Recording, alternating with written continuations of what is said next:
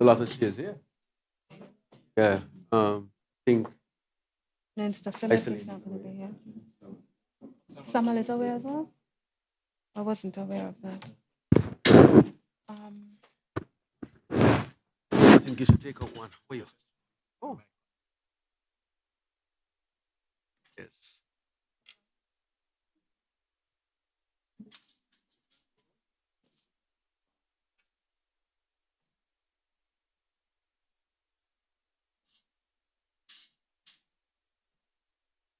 Okay.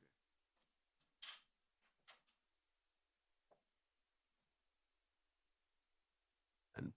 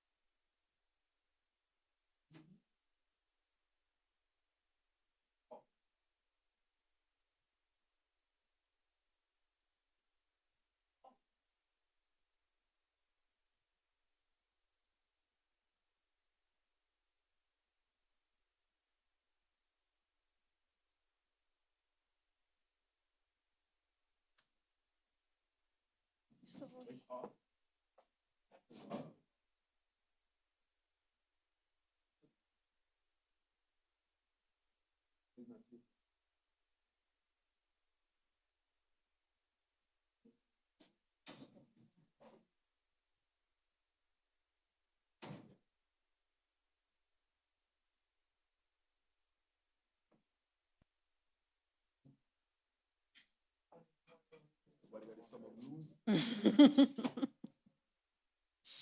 It appears that way. You gonna take out one of these chairs? I think you took out. I see it. You already took out the extra one? But Minister Duggins is not there.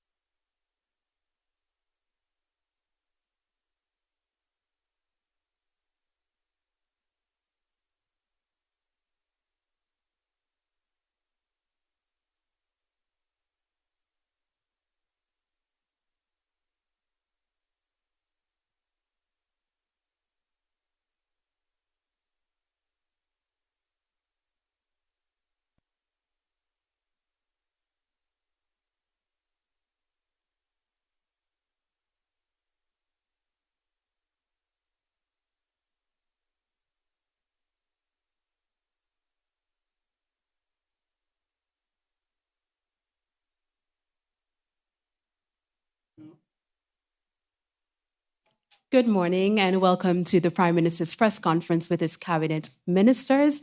I am Adelsia O'Connor-Falance, the press secretary to the Prime Minister of St. Kitts and Nevis.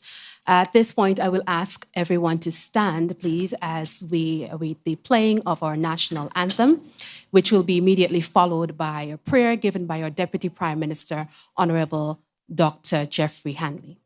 Please stand.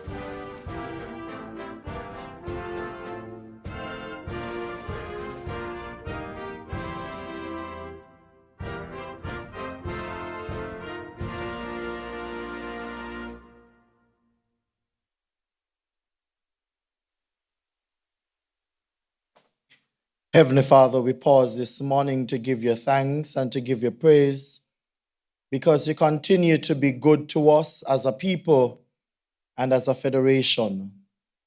This morning, as the Prime Minister and his cabinet are here in this press conference, we ask for your continued guidance and protection as we carry out our good governance agenda in the federation.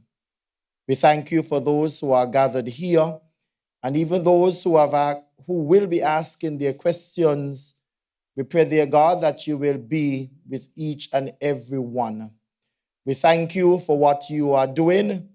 We thank you for what you are going to do. And we thank you for what you'll always do to us, because you promise that you'll be with us unto the end. Continue to cover this federation. In Jesus' precious name, amen. Thank you, Deputy Prime Minister, for that wonderful prayer. I would wish to thank the media houses for coming out today to be with us. So we look forward to your questions. At this point, we'll call on the Prime Minister to give his opening statement. And let me first apologize as well for our late start. Prime Minister, Honorable Dr. Terence Drew. Good morning to all of our citizens, residents who are listening by radio, internet, or whatever means. I want to welcome you to this press conference and to say to you that we do not take your time for granted. We appreciate that you would spend it with us. These events to update our people are most critical. This government is at your service, and it is because of you why this administration is here. And therefore, it is incumbent upon us to make sure that we stay in constant communication with you so that you can have first-hand knowledge of what the government is doing, your government is doing, to ensure that we remain transparent and open to you, our people. And as we gather here for our monthly Prime Minister's press conference with the cabinet ministers, I stand before you with a profound sense of responsibility and determination.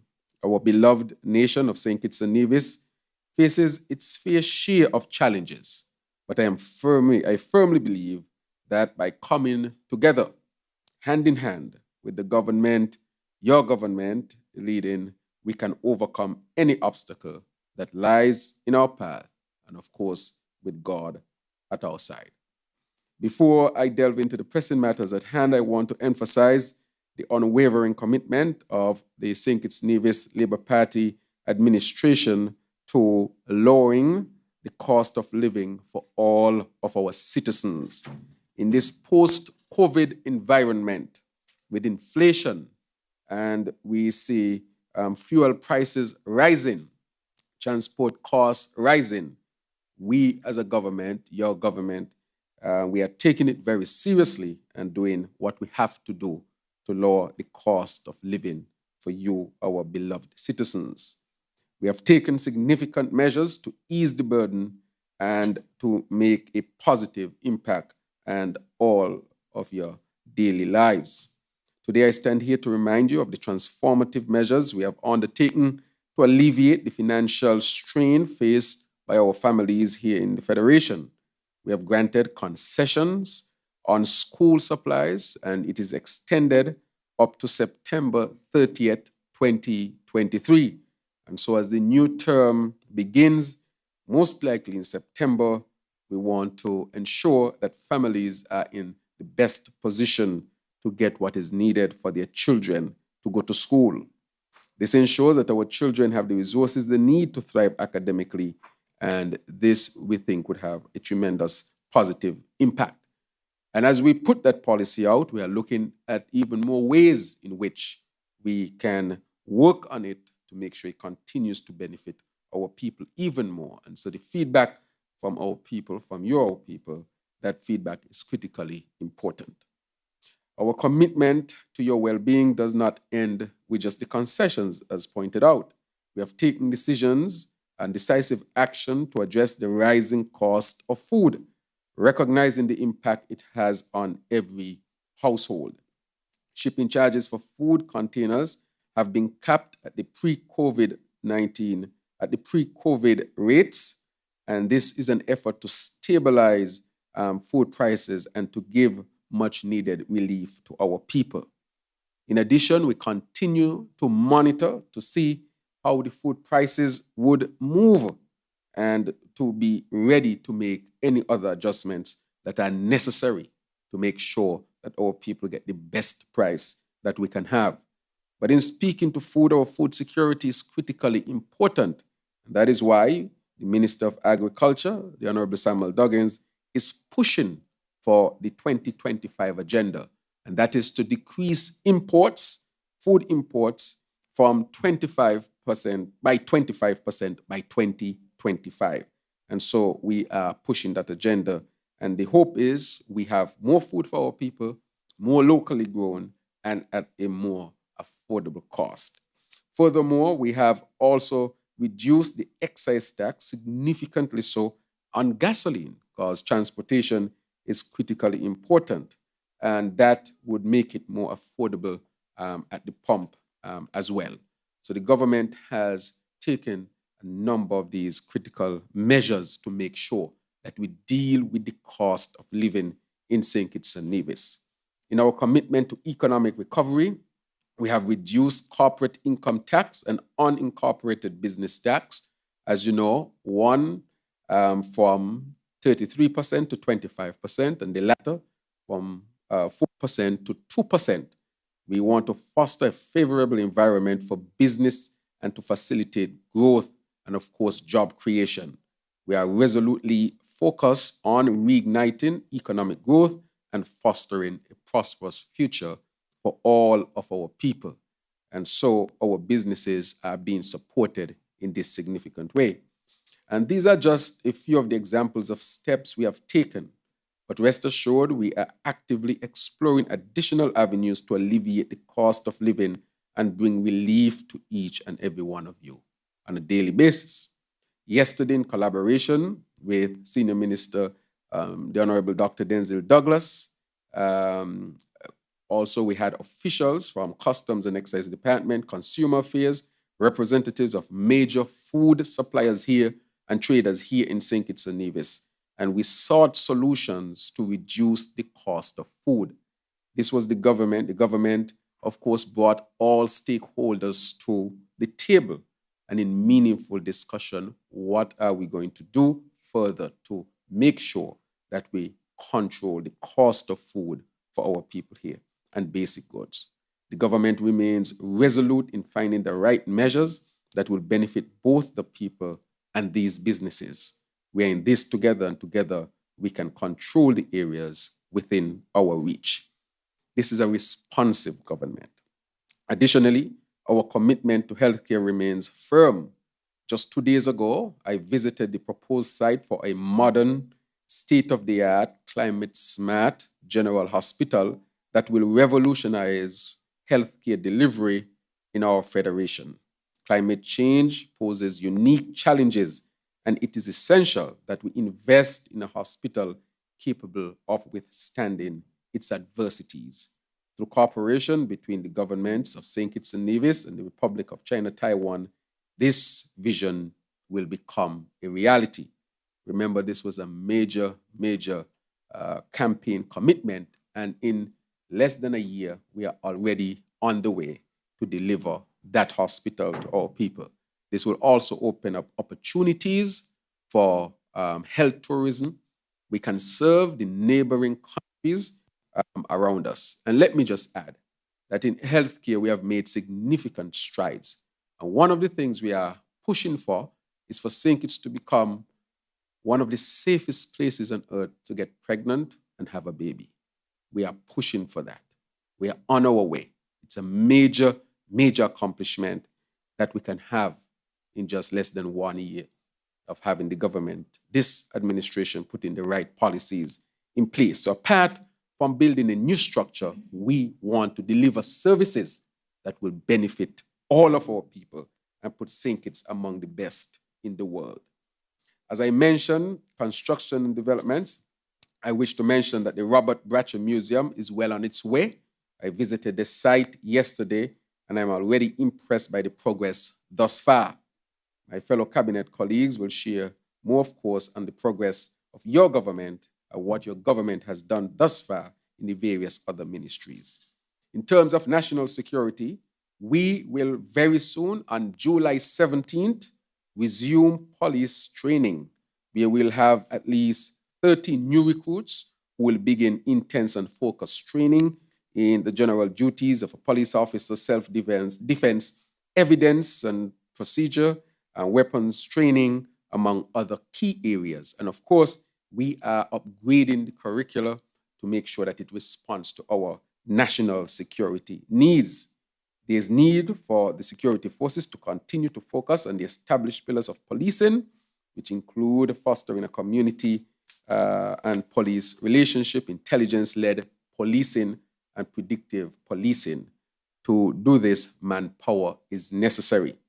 In addition to the new recruits, the ministry is focused on improved collaborations with local, regional, and international security agencies such as the Defense Force locally, the RSS, and as far as collaborating with the FBI.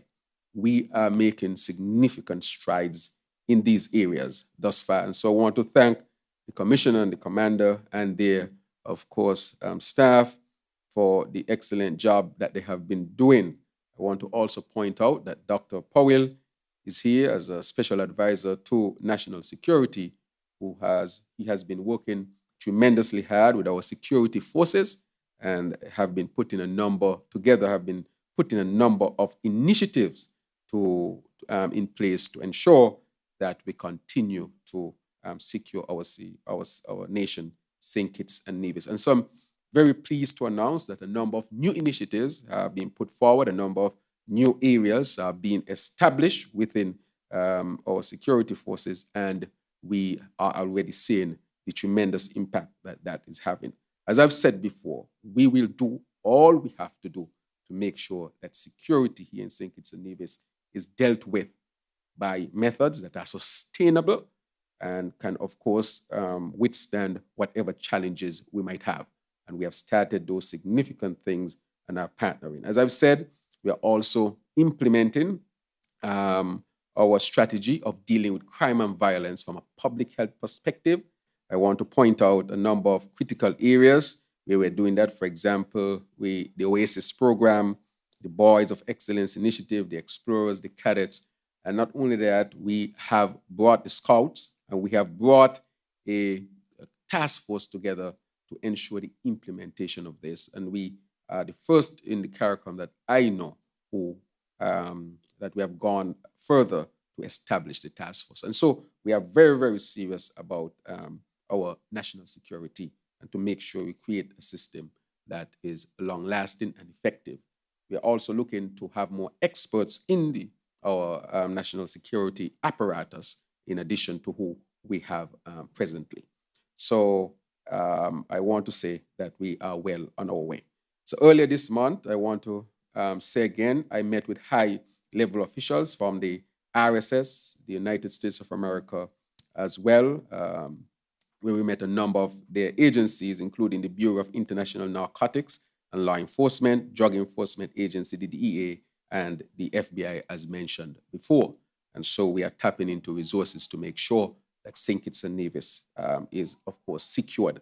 I want to further state that in addition to this collaboration, we have now a new patrol boat here where training is taking place because our borders are a significant issue. We are also going to receive onshore radar in short order where we can detect any vessel that is coming into our waters here in St. Kitts and Nevis. And that will help tremendously with the transshipment of drugs and guns across our region, and that is reaching St. Kitts and Nevis, that are reaching St. Kitts and Nevis.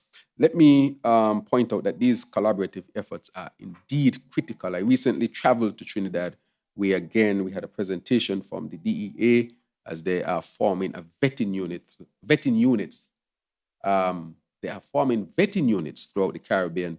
One will, of course, be with the OECS, where again, we will increase our capacity to deal with the new challenges. So I want to say that we are taking this matter seriously, making the necessary investments of resources, and that would have, of course, its positive impact, which we are seeing already. So your government is serious about, additionally, mending the many socioeconomic issues that we might have. And these initiatives are just a few that I have mentioned. And of course, the colleagues at the table, they will mention more. So my fellow citizens and residents, I stand before you not only as your Prime Minister, but as a fellow countryman who believes in the collective power of our actions. Our journey to a better nation requires the active participation of each one of you.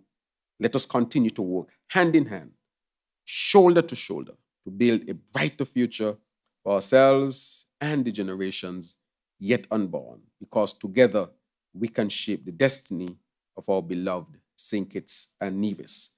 And so that is the way of my opening statement. And I know that the press is here and the press is eager, ready to ask what questions, whatever questions they may have. And so as I take my seat, I will now give the press the opportunity to ask myself or any member of the cabinet questions so that we can have an open discussion. And following that, we will have each member of the cabinet giving updates, significant updates, succinct updates with respect to what their various ministries are doing at this particular time. Thank you very much. Thank you, Prime Minister Drew, for that statement and the introduction. At this point in time, we will open the floor to our media houses. But let me first recognize our ministers present. We have with us the Deputy Prime Minister, Honorable Dr. Jeffrey Hanley, the Minister of Education, Youth Empowerment, Social Development, Gender Affairs, Aging and Disabilities, Ecclesiastic and Faith-Based Affairs, Housing and Human Settlement. We also have with us Senior Minister, the Right Honorable Dr. Denzel Llewellyn-Douglas, the Minister of Foreign Affairs, International Trade, Industry, Commerce and Consumer Affairs, and Economic Development and Investment. We have our Attorney General, the Honorable Garth Wilkin, and the Minister of Justice and Legal Affairs. We also have Honorable Conris Maynard, Minister of Public Infrastructure, Energy and Utilities, Domestic Transport, Information, Communication and Technology, and Post. We have Minister Marsha Henderson, Honorable Marsha Henderson, Minister of Tourism, Civil Aviation, International Transport, Employment and Labor, and Urban Development, and Honorable Senator Dr. Joyelle Clark, Minister of Sustainable Development, Environment and Climate Action and Constituency Empowerment. We have Minister Iselene Phillip, Honorable Iselene Phillip, who is currently off island, so she's not here with us today, and Honorable Minister Samuel Duggins, who is also currently working abroad. We welcome our media houses now to ask their questions. Please remember to state your names and the media houses that you represent. You're asked 2 questions at a time, and you actually direct your questions to our Prime Minister, who will then delegate accordingly.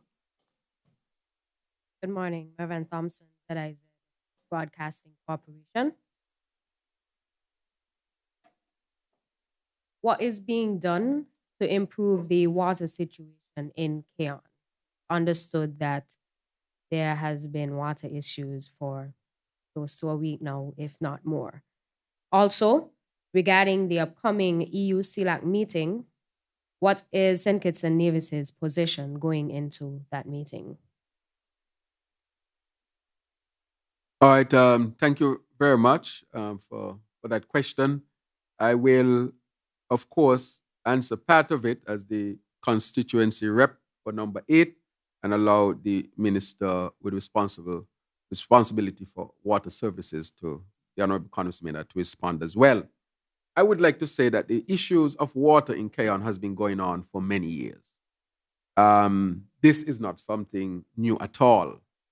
And we know, and we have to be honest, that over the last 7 years, during the former administration, nothing at all was done to deal with the water issue in Keon.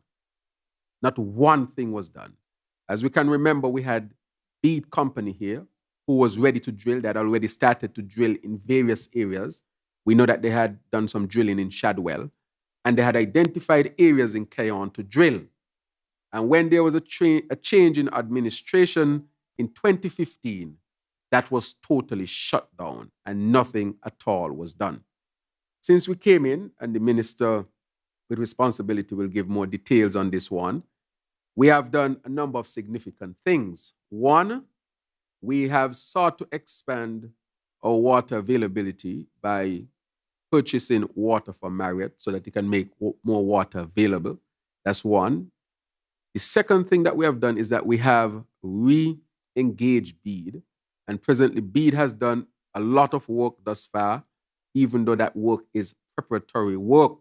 I can say, and the minister would update, that Bead is back this week to continue that work, and he can give more information about drilling. But apart from that, we are going to solve the water problem. Means we're going to expand water availability, and we are going into desal. And that will have a tremendous impact on the people of Keon. I want to say the people of St. Peter's have much more relief now. But apart from that, we are going to put a storage plan in place where we are going to help residents who are affected most to get storage containers so that they can store water. We have sent out the water trucks. We have sent out the fire trucks where needs are so that people can have access to water.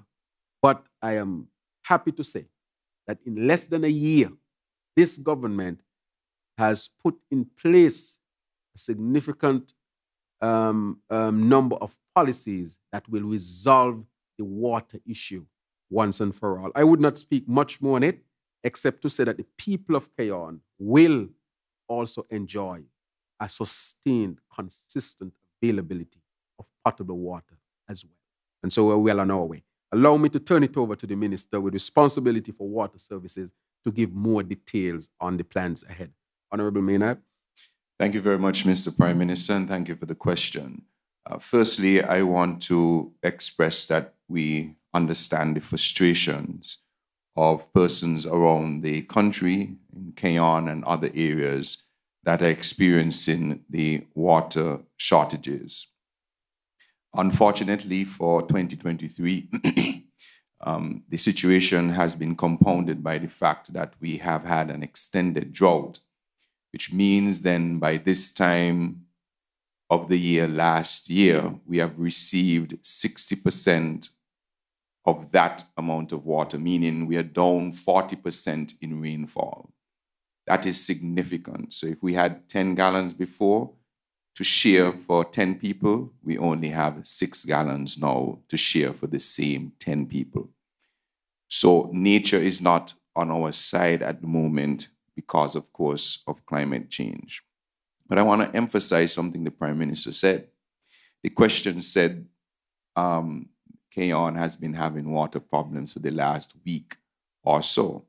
I want to emphasize that this problem has been long-standing in Cayon for the 7.5 years previously to our administration. I know we always saying 7, but I want to stress 7.5 years before our administration. And not one iota of solution was offered for the people of Cayon.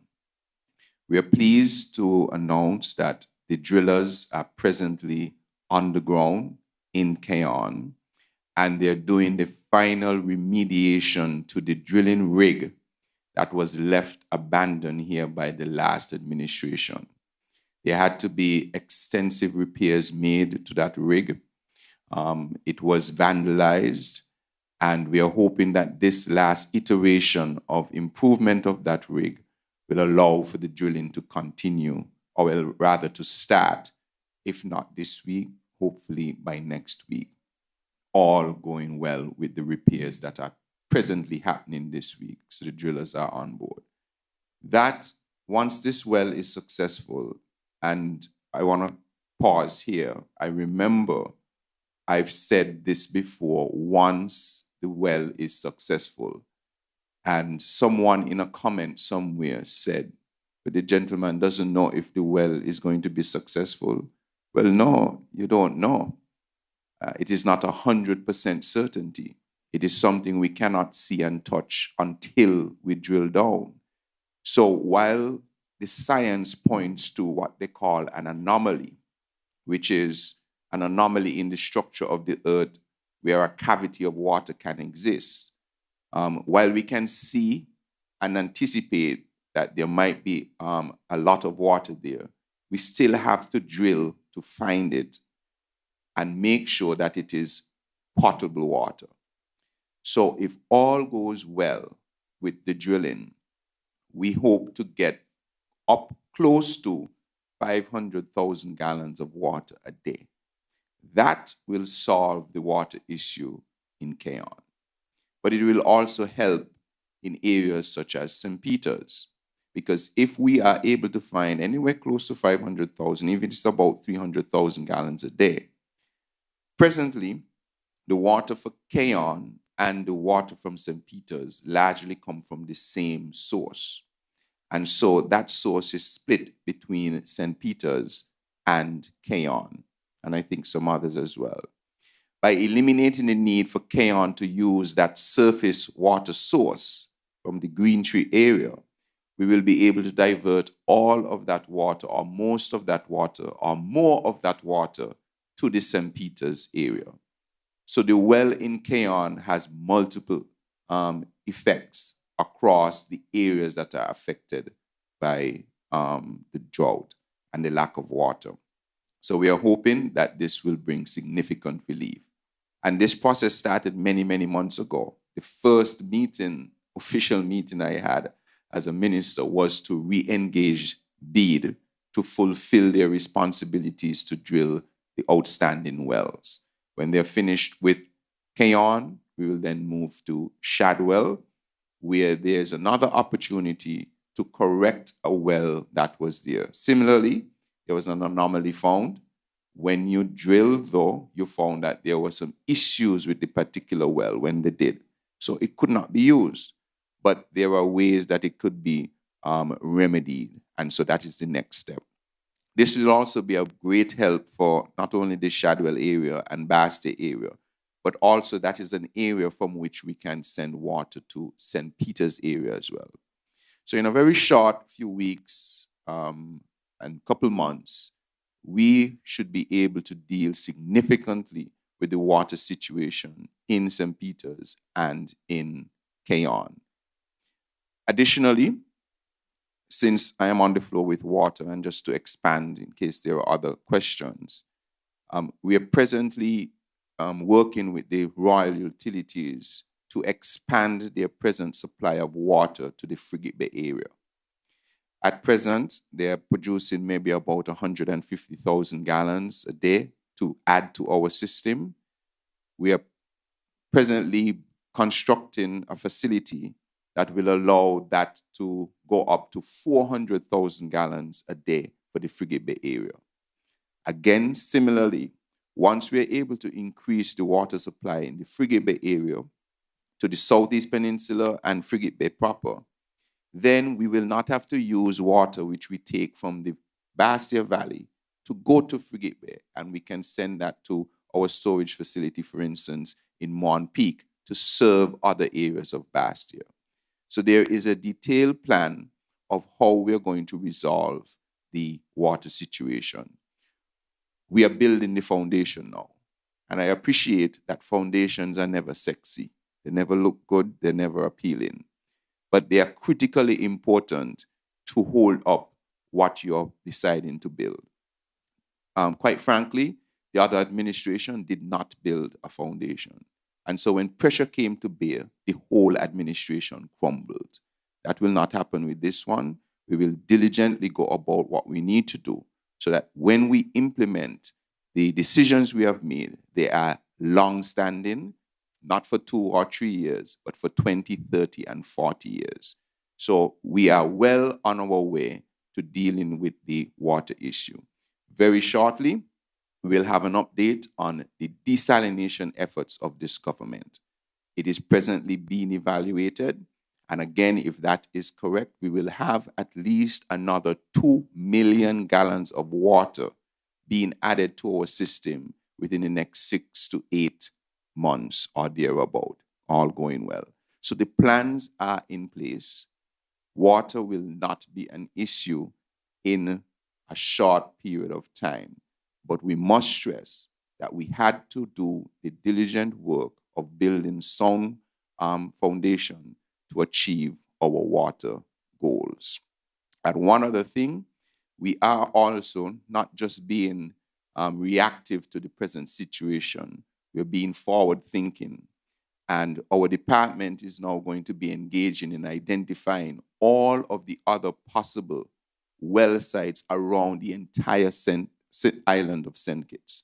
So we're going to identify where anomalies exist, where there are pools of water that exist on the ground, so that we can know exactly where we need to drill, so that we explore all our possibilities with groundwater. Because it is cheaper to do groundwater than it is to do desalinated water. So all of these plans are afoot, so that we can mitigate against the travails or the issues of climate change.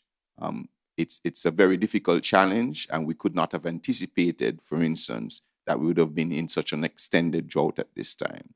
So please bear with the process for just a little longer. We understand the frustrations. We understand that it will take, it is a bit much to limit the amount of water that is there, but we are trying as best as possible to share what we have in a responsible way. Thank you.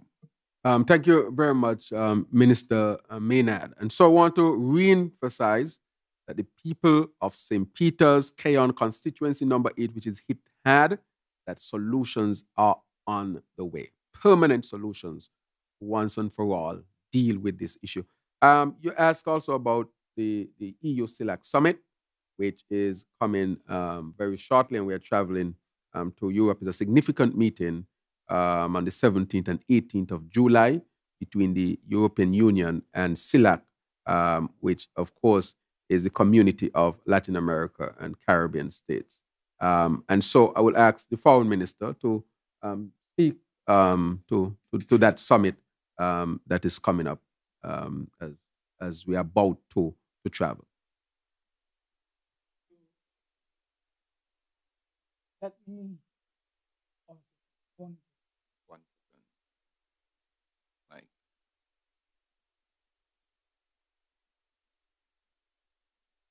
it on now?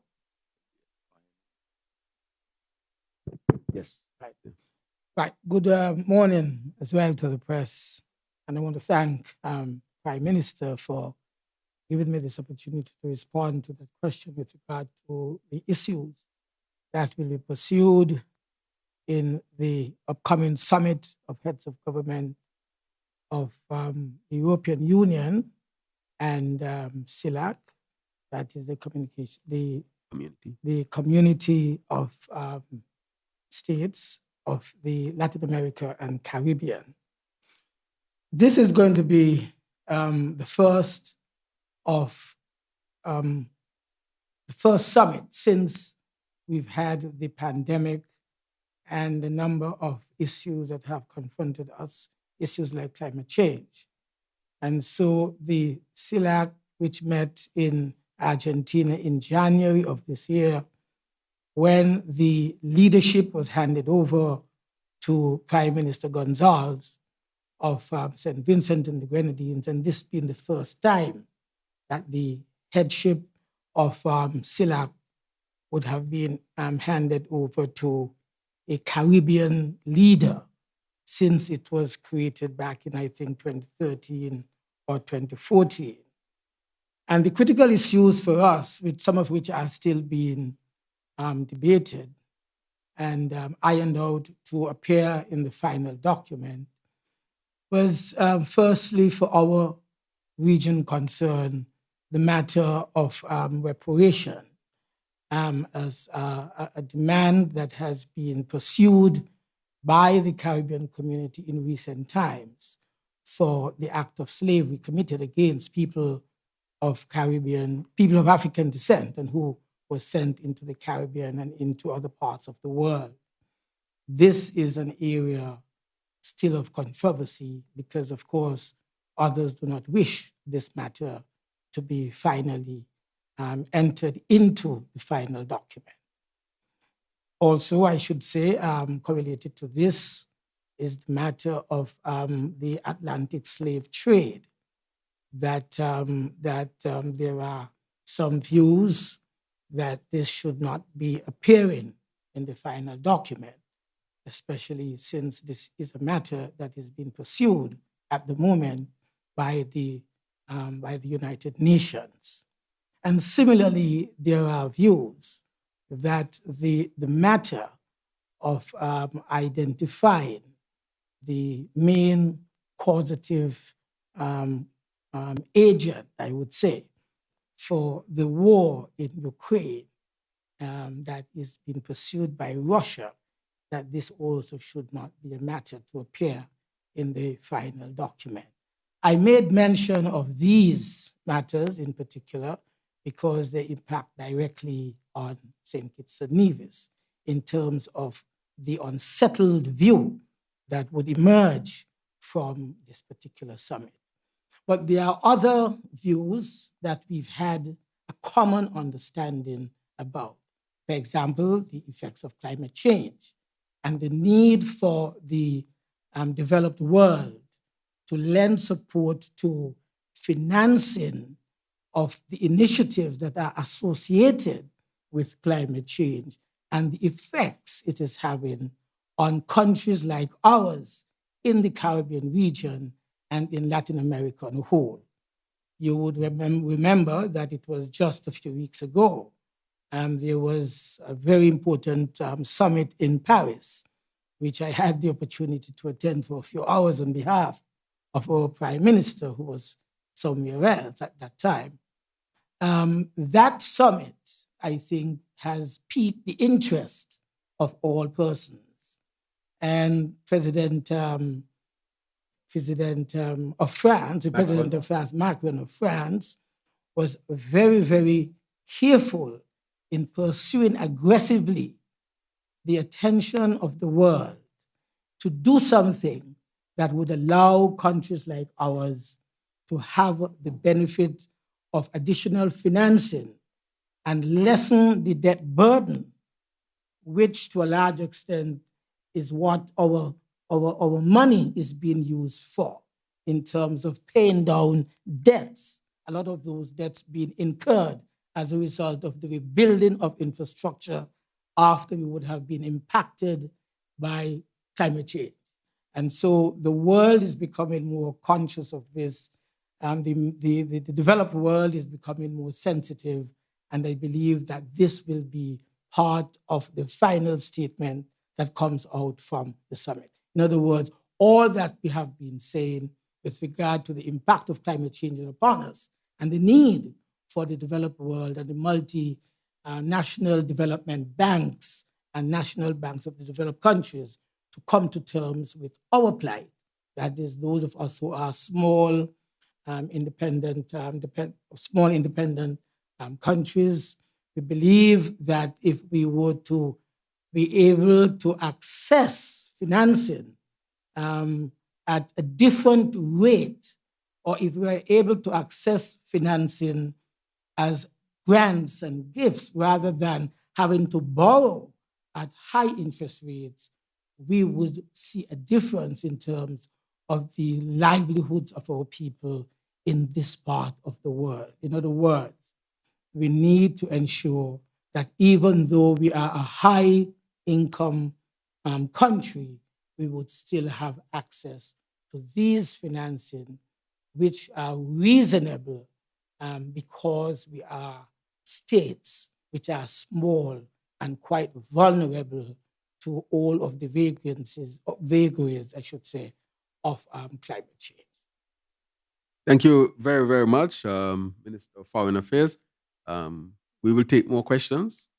Sure. Welcome the next media house.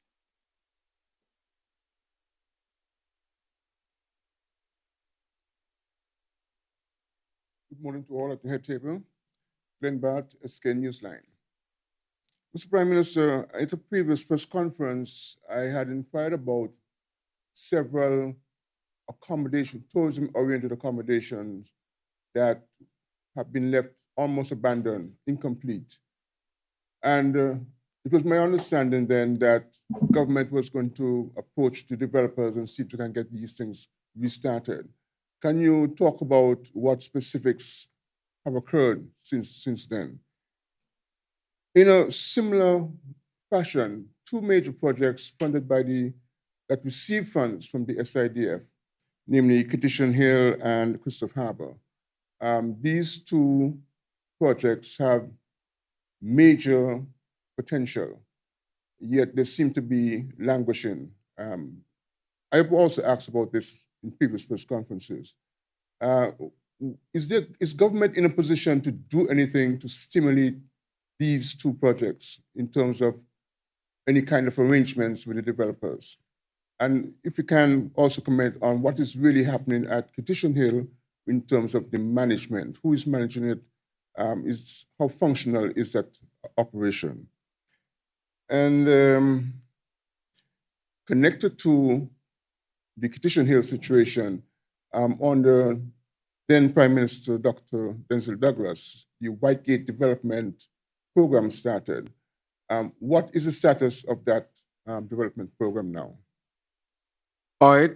Thank you very much, Glenn, Mr. Batt. There are a number of critical things that you asked with respect to two major developments. I would allow the Minister of Development to touch on them, and namely the Christopher Harbour matter and the Kittitian Hill. And also you spoke to some projects that are still not completed on the CBI program. And so would allow the Minister of Development to respond. Thank you, Mr. Prime Minister, and thank you, Mr. Barth, for your questions. The question pertaining to Christopher Harbour. Christopher Harbour continues under this administration to be an area designated and pursued for high-level tourism development. You would recall that the basic policy and strategic planning of the Labour administration that I had to lead was that we would have development, economic development being spurred from two different points in the country. in Southeast Peninsula, which is where Christopher Harbour is located, and down in the Capistree region, where the White Gate Development Corporation was created to spur on development in that area after the closure of the sugar industry.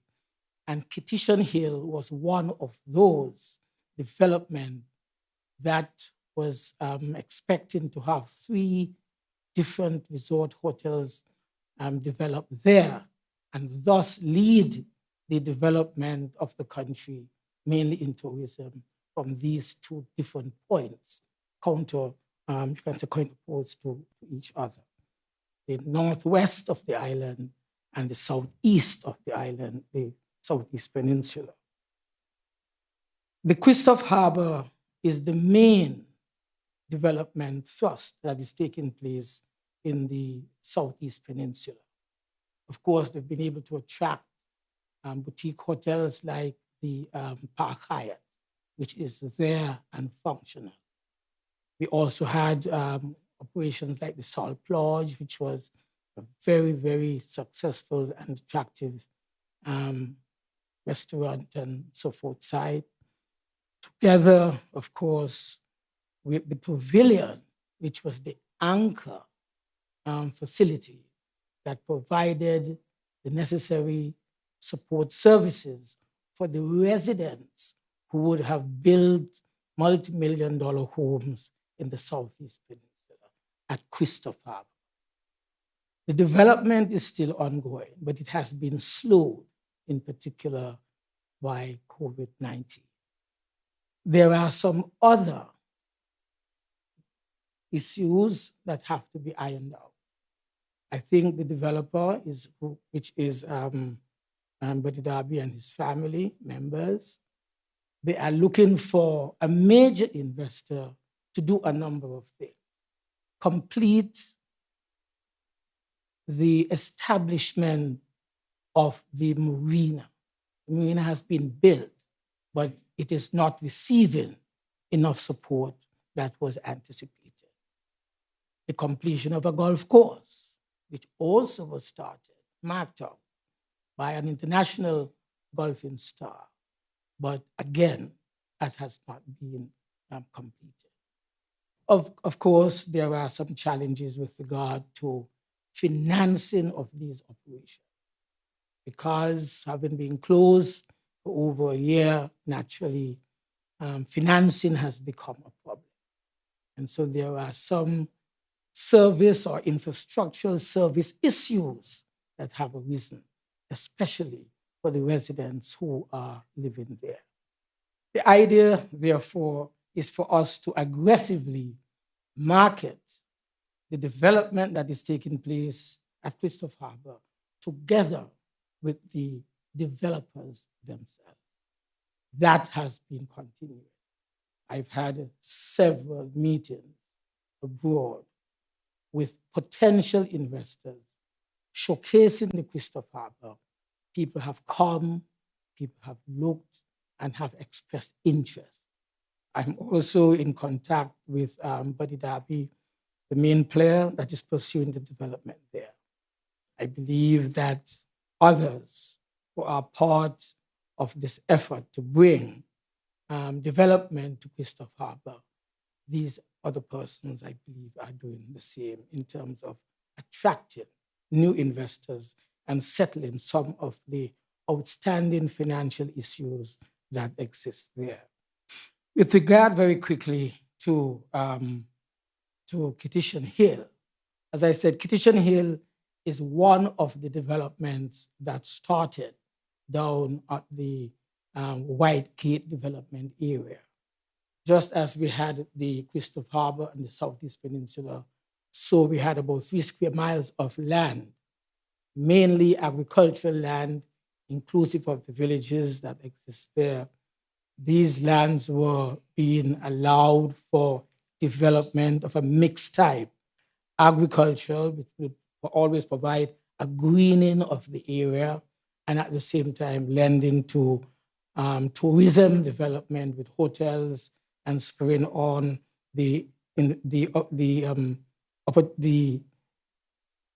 the employment opportunities that we expected to accrue there. Remember, we had the Beaumont Park, which was a very successful operation.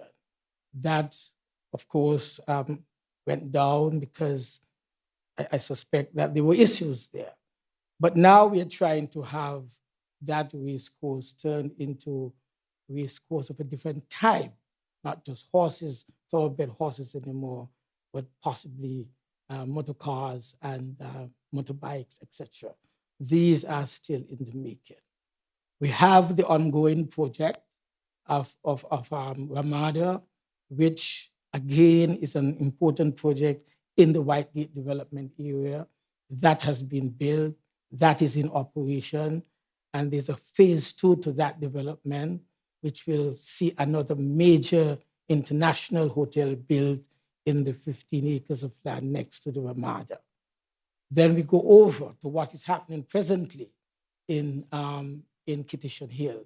You have the experience of the greening of the area with the Kitishan Hill project associated with Arthur's Restaurant on the beach in Leap Bay, which gives you the beach experience. These are ongoing. The Kitishan Hill has run into a number of problems. You would remember that these problems, a lot of which were pursued by the administration before us, because there was this notion that people who had stolen money spent large sums of money investigating, and up to now, no one, that is the public, has not been informed that nothing was found of that nature that was being accused. But the Kitishan Hill is an area that, again, I've concentrated upon. My ministry I lead has concentrated upon bringing investors into that area. And so far, we've had 3 interested parties. One is a group that leads the ownership and management of high-end hotel development.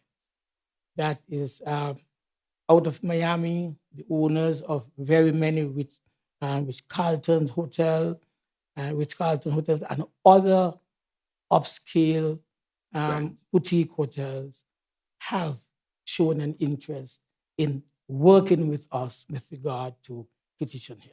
As I said, 3 hotels were anticipated there. 1 was almost completed. That is Belmont Farm. There were 2 others. There are issues because the development really is owned by investors in our citizenship program. They have not had the benefit of enjoying what they would have invested in and paid for. That is cottages and villas and so forth, some of which are still unbuilt. But because of the arrangements that were made when the area was marketed for development, there are some major legal issues that now have to be resolved in moving forward with the development. It continues to be the iconic development, tourism development of the region, no matter from which country you would have come, far or near. People are still in awe with what we are doing at Kitishan Hill, at Whitegate, as part of this new administration's aim to progress tourism in St. Kitts and Nevis. Thank you. Thank you very much. Thank you, Honorable Dr. Douglas. We open the floor once again for the next media house.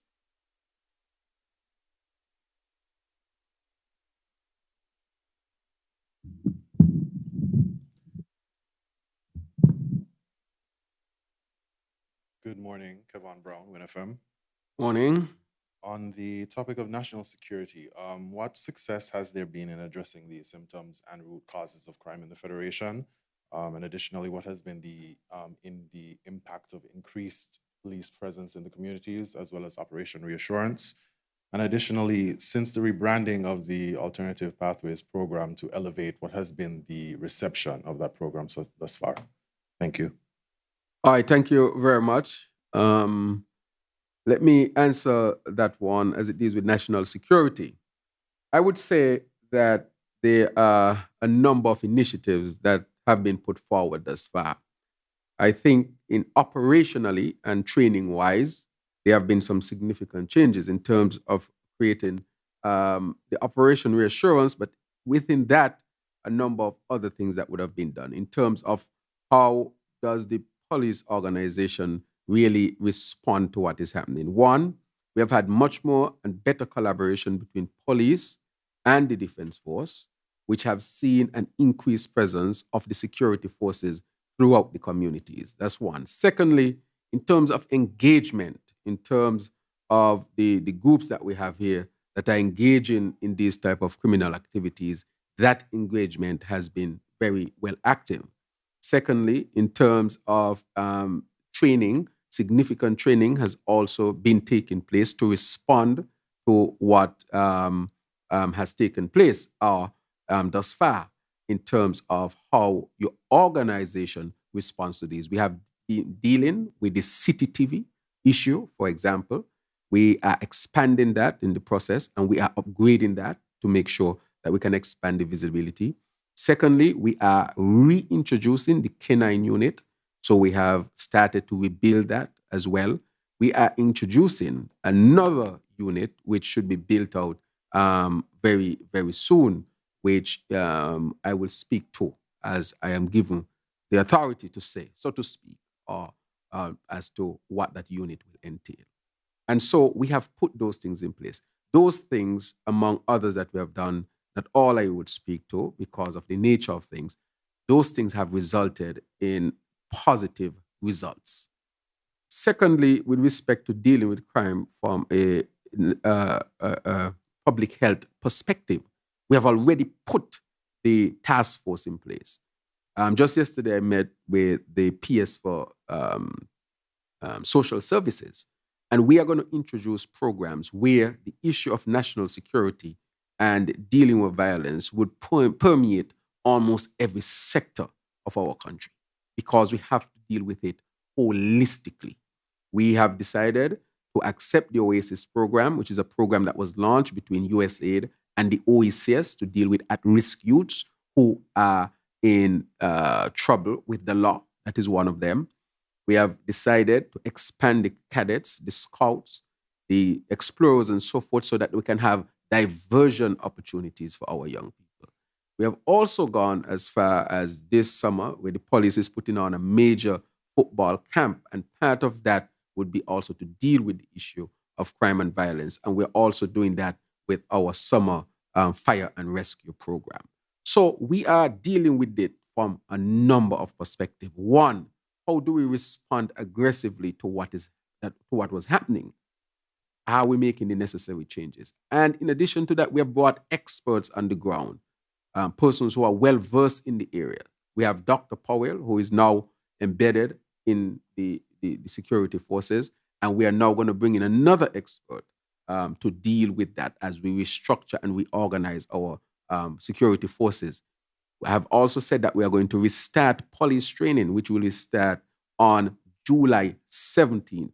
And that would increase, of course, the manpower, and they would be given the necessary training to deal with any situation that we are dealing with when it comes to national security. We are going to start again to ensure that we complete the police training complex, center, I might call it, next, right here. It's right over here. As you know, that was abandoned. We are going to complete that so that training becomes something that is constant. In addition to all of that, we have made sure that we are going to open up our police stations that were closed. One in Deep Bay that is undergoing presently renovations. That was closed. And the one in St. Paul's that we're also going to reopen to make sure that, that police station was shut down and abandoned by the last administration, leaving St. Paul's without coverage and areas. We are going to make sure. So as you know, Deep Bay, as you know, there were issues with the building which we are taking care of. So that area has to be properly covered as far as St. Paul's. And we are doing work also in Nevis with the Charlestown police station. So we are upgrading the police station, upgrading the presence, upgrading training, new approaches that we are introducing. And in addition to all of that, we are collaborating regionally and internationally as well. As I told you, we are collaborating closer with the RSS, and we have gone as far as collaboration with the FBI, DEA, and so forth, INL. So we are bringing all those resources to bear on the national security issue of St. Kitts and Nevis. Citizen security is a concept that we have to understand, and we have to ensure that citizen security takes root in St. Kitts and Nevis. We know what took place under the last administration with the program that they call Peace. We know how corrupt that was. We know that the issues that would have led to, and never again, especially under this administration, we will not create a program like that. And that is why it was important that we transition from that to what we call Elevate. And under that program, it will be transparent, open, sustainable, using evidence-based methods to deal with the issue. And we have made the necessary investments, and we'll continue to make the necessary investments so that St. Kitts, when it comes to what we call citizen security, it is a concept that I would like us to adopt. Citizen security, that will be our number one priority. And remember that we have to make sure that all is on board. So the media has a role to play. I would like to see the media put out a lot of anti-violence message for, wholesome living and so forth. You can put out your own ads, encourage citizens to do the right thing, give them methods of how to deal with issues of violence and anger and so forth. You can help us and help the society in dealing with this scourge as well. Let me say, this is not just a St. Kitts problem. It is a Caribbean problem, and that is why we are dealing with it from even a regional standpoint to ensure that we pool our resources so that we can make sure that the issue of security within the region, citizen security within the region, holds, and it would serve our people well. So we are doing a lot from all perspectives.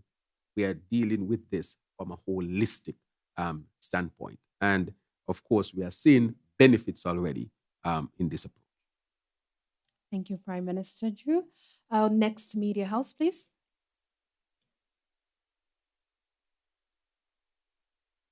Good morning. Good morning. Ralston Rankin, Sugar City FM. In light of the fact that government auxiliary employees can now get gratuity payment, can the years worked as a full-time government worker be added to the years worked as an auxiliary worker when calculating an overall gratuity compensation for such a worker? That's my first question. Next question. When concessions are offered on school supplies, how can the government ascertain that the tax break is passed on to the parents of the school children? For the supermarkets got concessions, and up to now, not one penny has passed on to the ultimate consumer. And also, can we get an update as to the minimum wage? Thank you.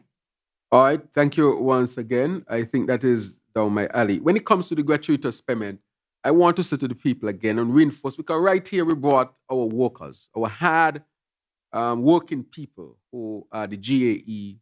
They came here and we reinstituted the cabinet.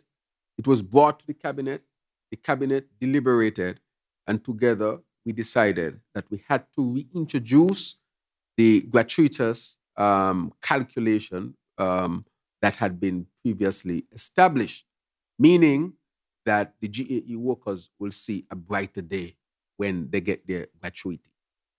For example, we had people who got only $8,000, $9,000, and when you recalculate their money, they got an extra, sometimes $20,000, an extra $25,000, and we gave them their checks right in here.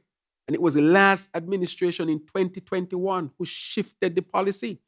And so persons who might have retired a year earlier got a certain amount, but if you retired after that, you got a significant reduction in the amount you received, which would in some cases be a third of what you would have previously received. And so we reversed that. So every GAE worker in St. Kitts and Nevis is now going to receive their gratuity based on a calculation that was predating 2021. And that is a significant difference as a result. And therefore, I want to say that the gratuity, that our GAE workers are very pleased with that. The other one that you asked, so the other thing we are looking at is the pension, of course. We have put a task force together. The task force met just this week. Today is Thursday, and the task force, I think, met on Tuesday. And I had an update this morning from our Accountant General, Mr. Bratcher, who gave me an update on the discussions with respect to pensions for GAE workers. And I'm happy with their work, and we will have an announcement as to what we will do when it comes to pension. Our GAE workers went home, under the previous Labour administration, the process had started. Once the government changed in 2015, is that everything was thrown out. Nothing was done for the GAE workers. As a matter of fact, their policies hurt the GAE workers more because they took away the significant part of their gratuity. We have reinstated that, as I said, and now we have restarted the discussion on the pension for GAE workers. So I'm pleased to announce that the task force has been doing significant work. The other one, School supplies concession. right? So the school supplies concession, I would say we have implemented it just past few days, and so once people start buying later on, just short order, a couple of weeks, they will see the difference in prices. And we have spoken to customs. We have also brought a task force together. The task force is to deal with the cost of living. And just yesterday, that is headed by the CAPSEC, Dr. Natter. And just yesterday, they had a meeting and I was able to speak to the task force. And the task force discussed a number of things to deal with the cost of living. Of course, the concessions are an important part of that. Customs is already in place and ready to put things in place to make sure that the savings are passed on to the parents and guardians and so forth. So that is in train. That doesn't happen overnight, but in quick order, in a couple of weeks, we will start to see that. And so what we have said to Consumer Affairs as well, and Consumer Affairs is up to it, is they are going to monitor prices. And I want our people to monitor prices as well, and also to report to Consumer Affairs when you think that the price is out of range. We need that surveillance as well. We need to hear from you.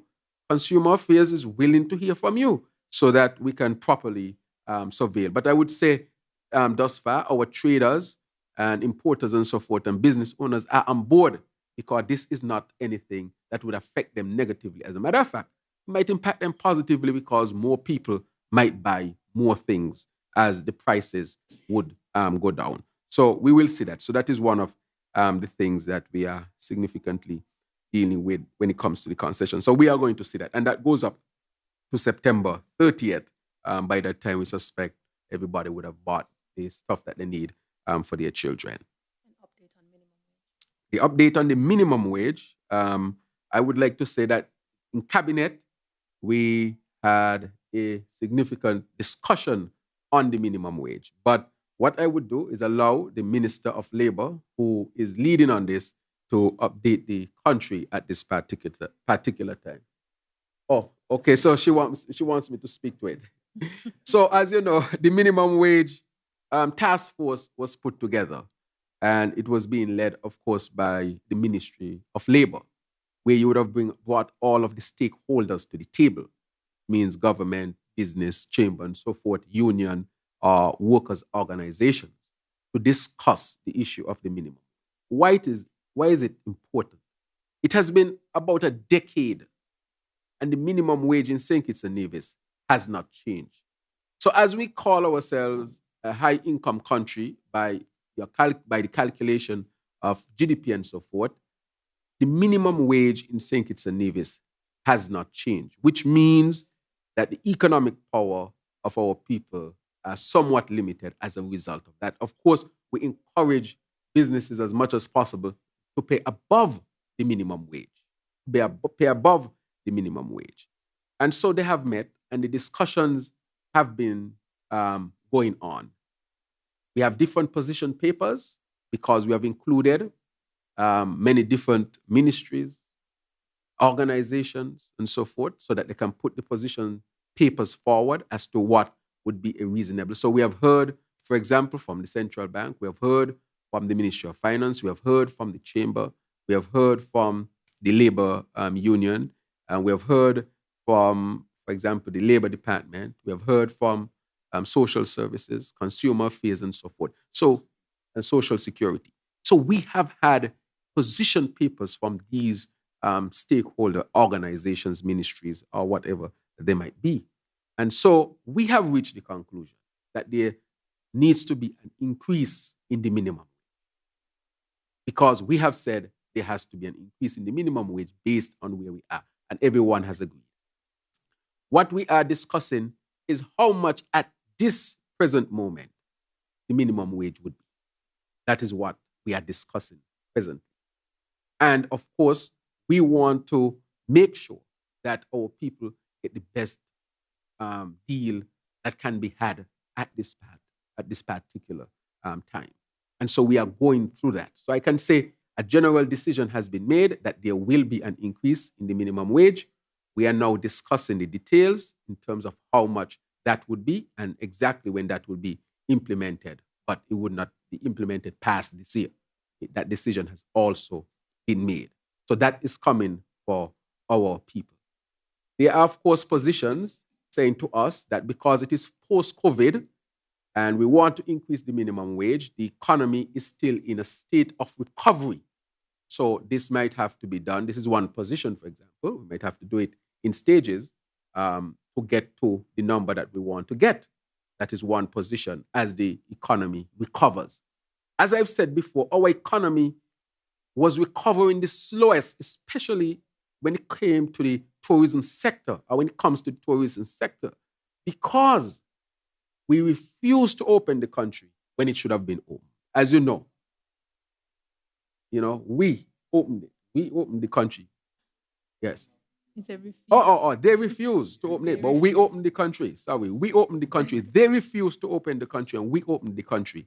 And that was the first decision on August 17th when we opened the country. And that hampered the growth of tourism, the recovery of tourism here in St. Kitts. We were last. I'm waiting for the next figures. We were last in the OECD in terms of recovery because of the political decision made by the last administration to keep the country locked down unnecessarily. And that has hampered growth. And therefore, our recovery is slower than it should have been had the country been opened up months earlier. And therefore, we are working through that. Notwithstanding that we have a slower recovery because of that decision, notwithstanding that it is post-COVID, we are still fighting to get the best opportunity for our people when it comes to the minimum wage. We have also decided that the minimum wage must be looked at every 2 to 3 years and a report be given, tabled in the parliament, and our people have access to it. We will not wait for years to pass, almost a decade, without updating the minimum wage or at least communicating with our people with respect to the minimum wage. That will not happen again. That has hurt our people, and we will abandon that bad practice that was undertaken by the previous administration. And so these are the factors surrounding it. We are making measures to make life better for our people, the concessions and school things, the fact that we are tempering freight for the importation of the 20-foot and 40-foot containers with food. We are further looking at any other measure that must be taken to lower the cost of food here in St. Kitts and Nevis. So the people must know that we will do what we have to do to make their lives better. Let me say that we are spending about $250 million on social support. $250 million on social support. I'm talking about the PAP, the STEP, Elevate, and all the other social programs, such as the uniform program, the SELF program, the food voucher program, subsidizing preschools, the electricity. All of that we are doing for our people. And we just touch gasoline, as you know, but we don't want the prices to go up and affect people's ability to move around. And so we have taken that $250 million, which is around 25% of the present budget. to deal with the cost of living. I want that number to sink in. We are open and transparent, $250 million. And with all of that, we are sending our students to school free, to college free. With all of that, we have started a fund so that children who are sick with terminal congenital illnesses can be saved. When I say terminal, I mean if you don't intervene, they will die. And a number of children have benefited. As a matter of fact, because of that program, those children who would have died previously are alive today. A number of them.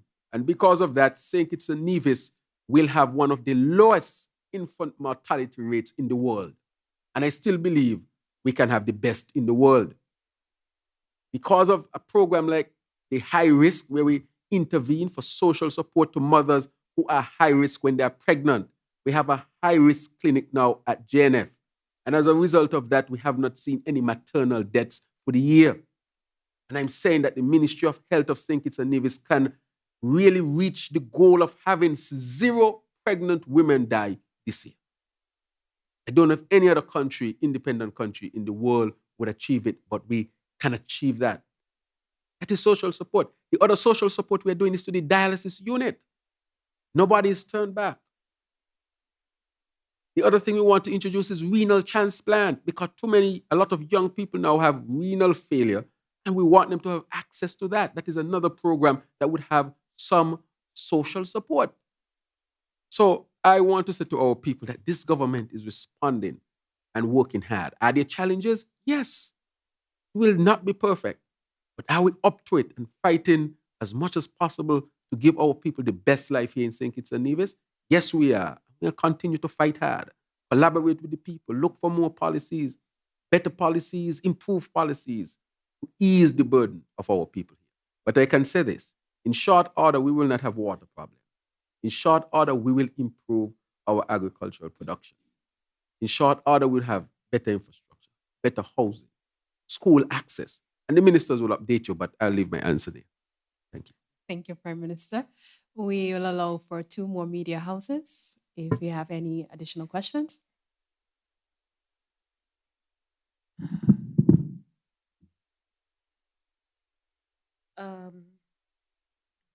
There's a question of severance. Some persons, I'm told, have not received their severance pay after being laid off for not accepting the COVID vaccine, and are wondering when they will receive that, specifically UMHS. And is the Office of the AG contemplating laws for AI in relation to ownership of copyright and creatives in St. Kitts and Nevis? We see that it's doing a number internationally. So is that on the radar to protect our people? Right. Thank you very much. I'll let the AG answer. Go ahead, AG. Good morning, everyone. The simple answer is yes. I'm actually happy that you asked that question, because the Intellectual Property Office, which falls under the Ministry of Justice and Legal Affairs, has just recently announced that the World Intellectual Property Organization is hosting its Caribbean meeting of all the IPO offices throughout the Caribbean in St. Kitts in November. And on the agenda for that meeting will be the IP's response to AI. So at that meeting, I recommend that you attend, because it's going to be a very interesting discussion. It is a evolving area, particularly with respect to copyright, because you have a smart computer developing art, developing music. I saw recently that an AI computer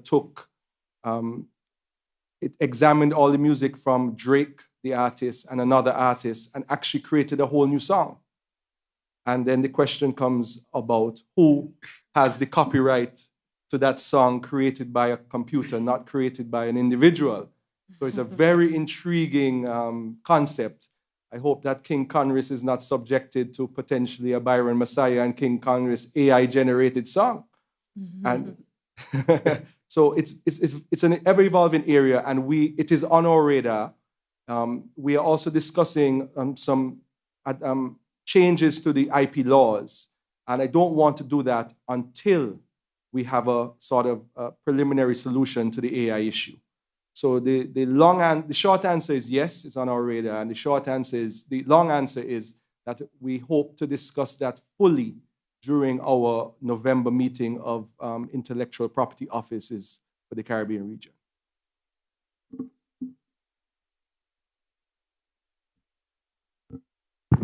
And as it relates to the question for severance for the employees at UMHS, several complaints were made and lodged at the Ministry of Labor and Employment. Those were compiled and submitted to the Cabinet as well, which I think we deliberated on about 2 Mondays ago, and they were approved. So if it is, formal complaint was made or the formal application was made at the Ministry of Labor and Employment, and your name was submitted there, then you should be receiving your severance, because I know the Cabinet deliberated on that and approved a number of persons from that institution. Thank you, Minister Henderson. We ask for our final media house.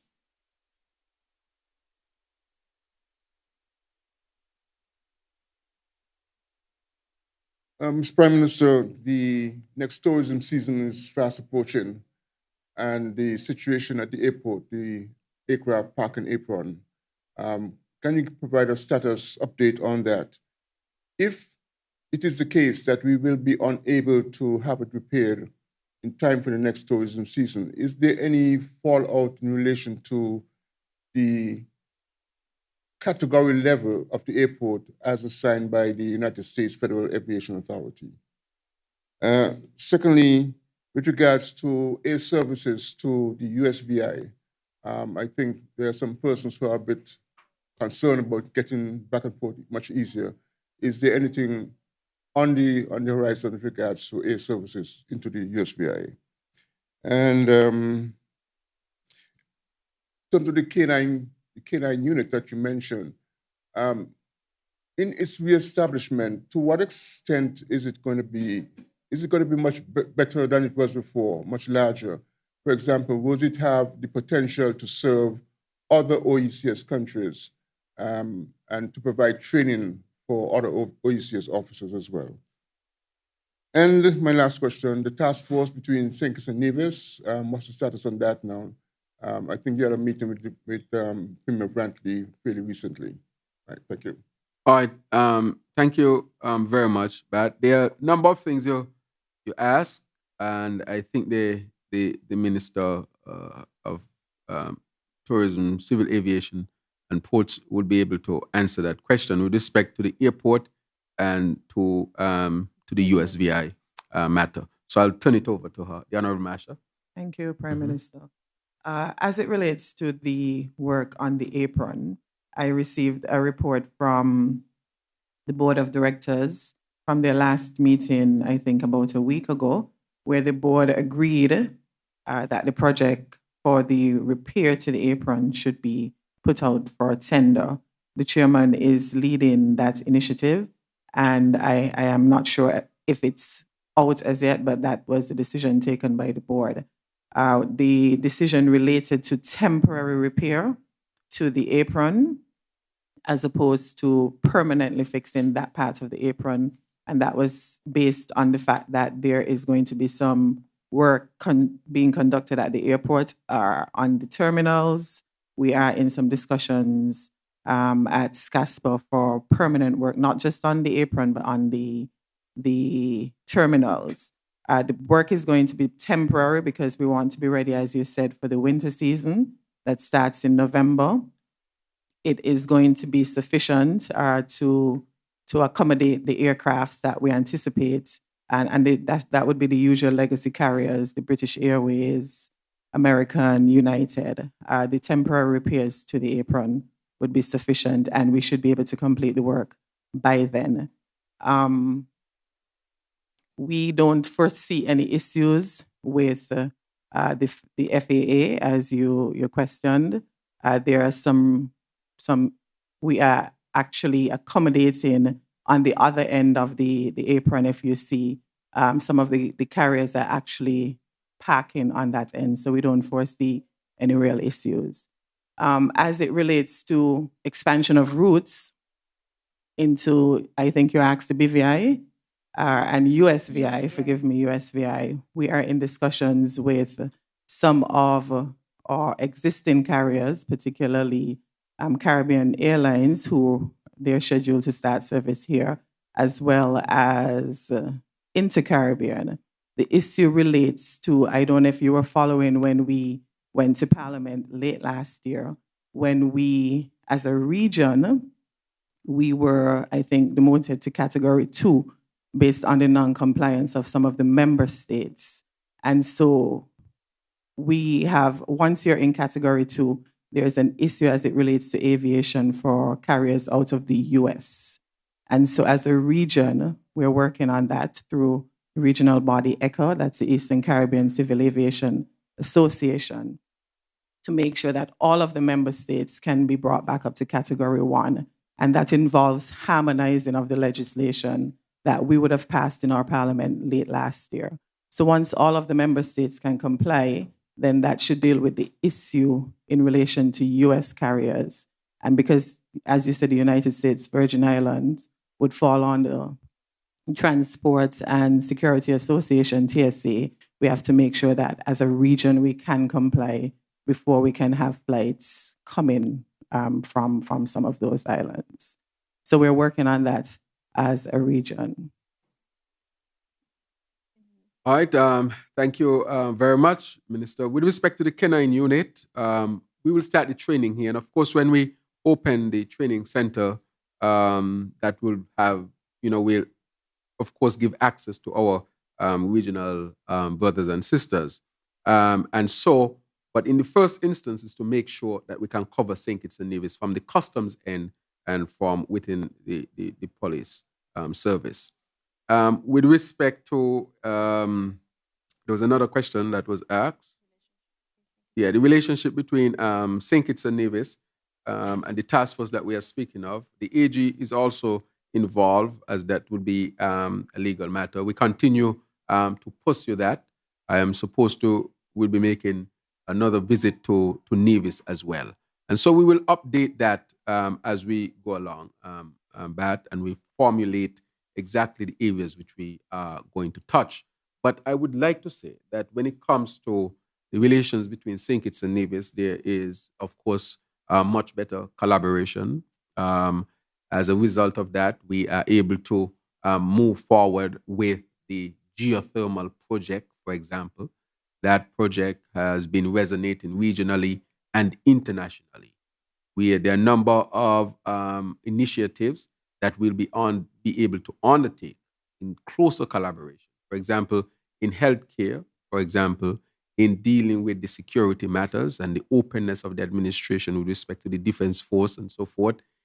Those things are really moving along. So I would say that we are moving along steadily in terms of the relations with St. Kitts and Nevis. And this is being finalized, Mr. Bat, so that we can undertake a lot of the critical work to be done, especially when it comes to the Constitution. So we will update accordingly when it comes to that.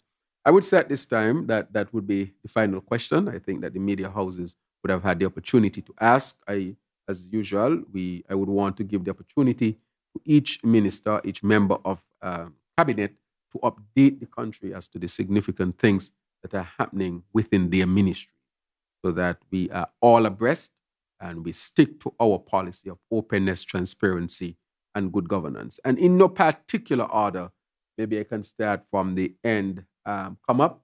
And at the end, we have the Honorable Joya Clark, Minister of Sustainable Development, et al. And Dr. Clark. Thank you, Prime Minister, and good day to everyone. I'll be updating on climate action, constituency empowerment, and sustainable development, as well as the Ministry of Environment. Recently, I was challenged by a colleague to speak to climate change in a way that resonates with everyone. Naturally, as an advocate, you would think, well, why wouldn't everyone understand the importance of climate change and responding to it, or participating in meetings, and I said, let's take on this challenge. So the Ministry of Environment, Climate Action, and Constituency Empowerment will be leading an education campaign entitled Climate as a Bread and Butter Issue. And I reference last month, June, the world experienced its warmest June on record. According to reports from Al Jazeera Newsline and from some scientific reports, it has possibly been the warmest June in 100,000 years. July 3rd, and some of you would note, if you can remember, it was also recorded as the hottest day ever recorded globally, according to data from the US National Centers for Environmental Prediction. Now, I share all of this note on temperature because there's a need for us to appreciate the dire situation as it relates to climate, food, and most importantly, water in St. Kitts and Nevis. Hotter temperatures enhance evaporation, which reduces surface water from our soil and our vegetation, our lakes, our underground water supplies. I share this to extend the support to the Ministry of Water, as the Ministry of Climate Action constantly does, to indicate that one of the first ways that we feel the climate crisis in St. Kitts and Nevis is the water situation that we're experiencing. And it will get worse. And we do appreciate the civil engineering, the work that has to be done to ensure we can access water. But we must appreciate that unless we change, we will not have more water. But the climate crisis is manageable if we continue supporting the work of our Minister of Water and their entire department as they push for more water for our people. We are fighting the climate. Now, as it relates to No Plastic Bag Mondays, the Cabinet recently approved the request by the Ministry of Environment and Climate Action and Constituency Empowerment to extend the No Plastic Bag Mondays campaign. This campaign is a partnership with supermarkets and vendors across the Federation. We recognize the importance of banning single-use plastics, and I've mentioned before that the ban on the importation of single-use plastic bags has been approved. However, the timeline will be based on the continued negotiations with our stakeholders. However, today I am happy again to state that to all stakeholders, and allow me please to identify our supermarkets, our shops, stores, street vendors, persons who sell in the market, fruit vendors, food stalls, and importantly, to all patrons of such establishments, that the Cabinet of St. Kitts and Nevis, the government of St. Kitts and Nevis, the Cabinet, has approved and is supporting the ministry's No Plastic Bag Mondays indefinitely. Every Monday going forward, we encourage all of us not to ask supermarkets and food vendors for plastic bags, not to look for them, but to walk with your reusable bags to all of these establishments. It's not just the supermarkets, it's everywhere, the agro strip, the market, when you're buying everywhere, no plastic bags, because very soon we will not be importing single-use plastic items and styrofoam. So we welcome your support. As it relates to the Ministry of Sustainable Development, kindly allow me to make a brief statement on behalf of the ministry as it relates to land payments.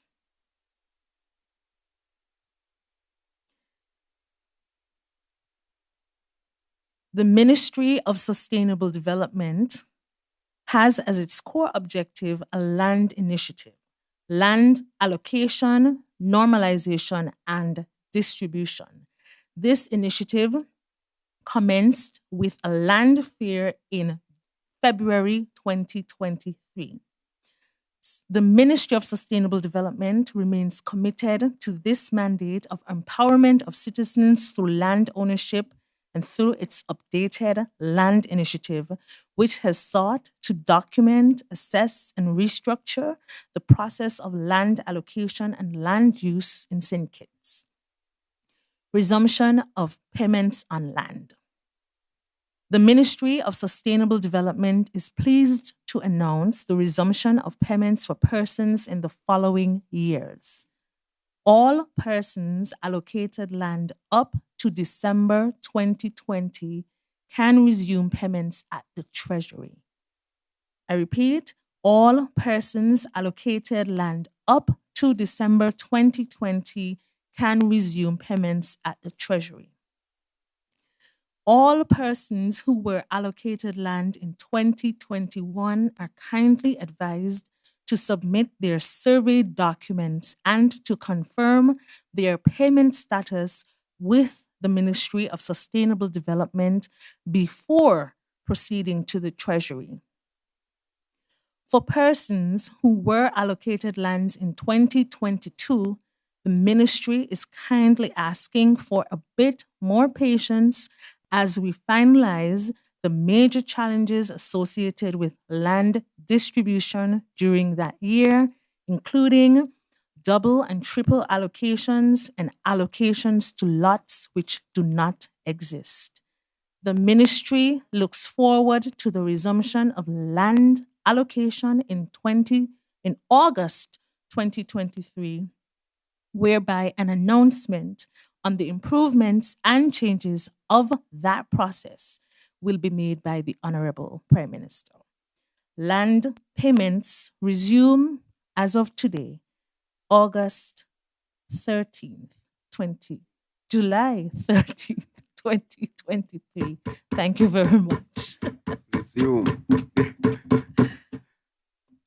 Good news. Okay, so as it relates to tourism, the destination, we really operate on a seasonal basis. So most of our visitors tend to come during the winter season, which usually starts in November. And when cruise tourism it starts in October up until April. The hope is that we can convert the destination to a year-round destination as opposed to being seasonal. So during this time, just before October and November comes the season and the winter season and the beginning of the cruise season, within the ministry, we are updating our policies and working with our stakeholders to make sure that when the season starts, we are efficient. So we have a schedule for consultations. We had the Department for Policy and Research who were working. They have revised some of the policies. We're currently at the stage where we are consulting our stakeholders. So far, we've met with Inland Revenue and the Ministry of Finance. We've met with Agriculture as it relates to our primate petting vendors and how they operate at our ports and our different prescribed spaces. So we've met with Agriculture and even the St. Kitts Biomedical Association in terms of how we can partner in the industry. We've met with Inland Revenue in terms of how we're doing with registration and issuing of licenses. We're hoping that consultations, and we're going to be meeting with our taxi and tour operators next week. We've met with our presidents of the associations, and they're all a part of the process. So we don't believe in just making changes. We believe everybody should be a part of the process, and that is where we are right now within the ministry at the conclusion of the consultations, and we're hoping that can be done by early August. Then we would go into our training with our stakeholders, and that should take us up until the end. So stay tuned. Those of you who've applied, we have a number of questions and queries coming about licenses being issued to our beach vendors or taxi and tour operators. Once the training is completed, the consultation is completed, we're going to go into training, which is compulsory, absolutely compulsory, before you can be issued with a license. We invite you to come to the sessions. Next week, we're going to be at the Marriott with a number of our stakeholders. If you want to be a part of the whole process, make sure you show up. You can contribute to the policies going forward as it relates to the industry. Once the training is completed at the end of August, then we would start to make sure that licenses are issued. We're working with Inland Revenue and the Ministry of Finance, and even the licensing authority for those who would be required to have particular licenses from there. So stay tuned in terms of what's happening at this time within the ministry. We continue our efforts to work with our regional partners, our cruise partners, and our carriers as well to make sure that our facilities are updated. So we're using this time to make our improvements down at UDC and at the ports, at the air and seaports to make sure that we can accommodate and be ready for the upcoming season. We are also working on our strategy to make sure that ultimately we can make the destination a year-round destination so that it's no longer seasonal. And of course, that is a long-term goal. As it relates to, even in Frigate Bay, we're using, and Frigate Bay, the Frigate Med Development Corporation falls under the ministry, and there are a number of projects that are outstanding. That is the beach renourishment project, both in Friars Bay and in Frigate Bay. Those projects as well, we strategically wanted to complete them during the off-season, which is between May and October. I know that they're working feverishly in Frigate Bay and in Friars Bay to have those projects completed as well for the upcoming season. In Frigate Bay, we had an issue with the waste system in terms of where we direct the waste for the bars and even, otherwise. And we came up with a solution. Those projects should be completed, hopefully, in time for the cruise season so that it doesn't affect the overall visitor experience. As it relates to labor and employment, as the Prime Minister would have indicated earlier, we are in the final stages of the minimum discussions as it relates to the minimum wage, and we should be having something on that shortly. Some of the officers just returned from the ILO, that's the International Labour Organization conference in Geneva, and we were able to meet with the Director General as a block with our other Caribbean counterparts as it relates to the Caribbean's agenda in labor, as we work towards a decent work agenda for our people regionally and here in St. Kitts and Nevis as well. We are moving to ratify some of the outstanding conventions. It means that we need to start our consultations as well with the Attorney General's chambers and the relevant stakeholders. I met with the tripartite committee as the Minister of Labour and Employment. We had our first meeting, I think, earlier this year. And I think it was because the minimum wage took priority. We believe that that needed to be treated as an issue of priority. The tripartite committee hasn't met since, but I'm told by the permanent secretary that we're scheduled to meet shortly to advance the work as it relates to the overall agenda of reviewing our laws here as it relates to labor and labor relations. And so I think that is it by way of update. We concluded the music festival. We are still waiting on the exit report from the different subcommittees. I'm told that most of the committees would have submitted their respective reports, and we're now trying to put the final exit report together. We meet for a retreat next Wednesday with all of the persons who were involved and even other stakeholders as it relates to the music festival. So we should have some word on that, perhaps maybe when we meet again with the press. Thank you. Thank you very much, Honorable Maynard.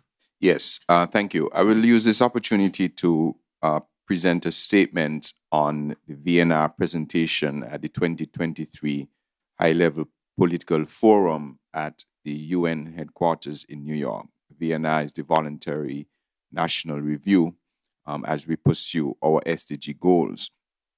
In our effort to fulfill this administration's vision of becoming a sustainable island state, especially as it relates to water, energy, food, infrastructure, technology, and Industry, the government of St. Kitts and Nevis will present its first voluntary national review, VNR, to the United Nations High-Level Political Forum on Sustainable Development, HLPF, in New York on July 18th, 2023.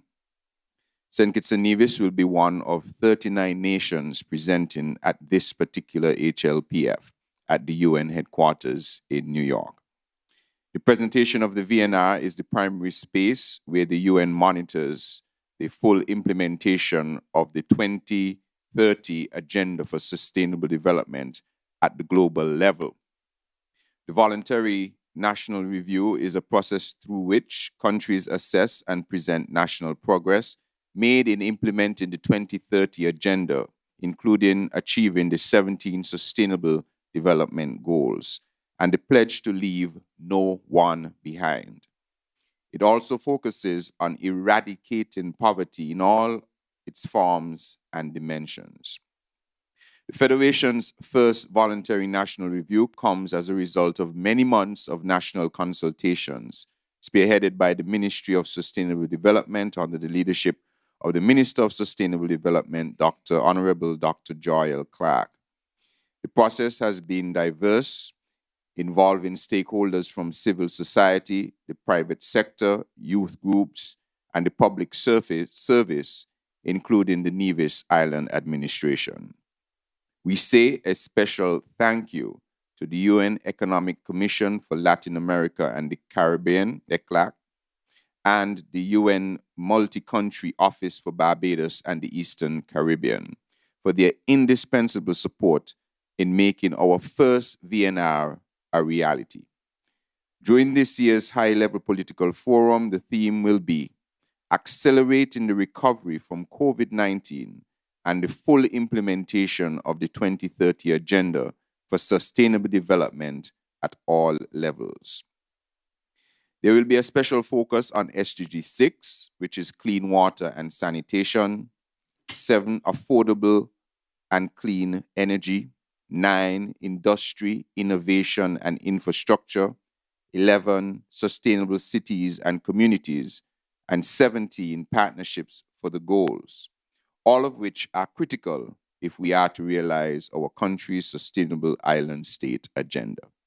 The delegation to present the VNR will include Head of Delegation, yours truly, as Minister of Energy et al., Mrs. Sherrilita Dorr Tyson, Permanent Secretary in the Ministry of Sustainable Development, Mr. Oren Manners, Director of the Public Sector Investment Program, Mr. Kevin Hope, VNR Consultant, Ms. Donala Laplace, Communications and Research Officer in the Ministry of Environment and Climate Action, and Ms. Nikira Nichols, the Federation's representative on the UN Youth Advisory Group. Following the VNR presentation next Tuesday at 10 a.m., the Ministry of Sustainable Development and members of the delegation will continue its communication campaign to further sensitize the public on our SDG progress and our commitment to leave no one behind. I believe that you will see a sneak peek video today or right now. So I want to invite you to view this 1-minute video in the lead up to the HLPF.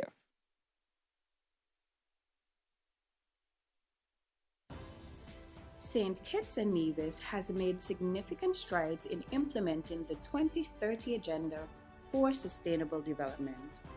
Our development initiatives over the past 2 decades have targeted accelerating economic growth with a focus on employment, resulting in a fall in the levels of poverty, improved social services, and expanded social protection for poor and vulnerable households. However, the pandemic caused massive disruption to people's lives and affected the implementation of the Sustainable Development Goals in areas such as poverty reduction, good health care, quality education, decent work, and economic growth. St. Kitts and Nevis's new National Development Planning Framework which guides the country's development planning for the next 15 years, is well aligned with the Sustainable Development Goals and the government's vision for the country to become a sustainable island state.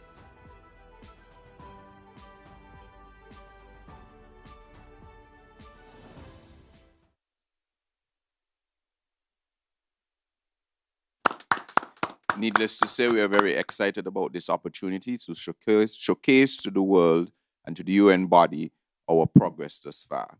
And as I wrap finally for my intervention here, I would like to update the nation very briefly that the Ministry of Post, which is the General Post Office, is now well on the way with our national addressing system. We made a commitment that I think it was in our campaign, that you will no longer have to tell someone that you live by the mango tree around the corner with the breadfruit tree hanging over into the yard on the left side. And we are now well on our way to standardizing how your address would look. Over the coming weeks, the post office will be engaged with the Department of Physical Planning, and in particular the GIS office, to formalize the policy going forward on how your address would look. To get a sneak peek, it's going to be something like this. If you live on a street called, Jeffrey, your street has a name? Ivy Batty's. So let us say he lives on Ivy Batty's Street. Oh, sorry. You live on Ivy Batty Street. Number 141. Good. So he will become 141 Ivy Batty Street. What is the community called? Ponds Extension will be the community. Your settlement will be Bastia. And then you will have a postal code that everyone will learn eventually, your postal code. Most likely it will have the form of KN 170, let's say 1. So you will know what your postal code is. The first number in that code, KN1, indicates that that is in St. Kitts. KN2 will indicate that it is in Nevis, and so on. So over the coming weeks and months, we are embarking on the national addressing system. And I want to say at this moment that I am very pleased with the progress that the GIS office has made over the past couple of months. They have done a significant amount of work. And the next phase is for us to engage in the street naming process. There will be a policy that will be set out on how the street naming will be done so that it is effective, efficient, and that there can be or there will be community involvement once the proposals are made. So look forward to our national addressing system rollout, where we can finish with this breadfruit tree across the road. Thank you very much, Minister. Over to the AG. Yes. I'd like to update the nation on some activities taking place at the Attorney General's office, as well as the Ministry of Justice and Legal Affairs. We're trying to deal with various issues by way of legislative reform. One of the matters that we are currently resolving is to deal with the issue of fake marriages. We are finalizing new marriage verification regulations very shortly under the Citizenship Act.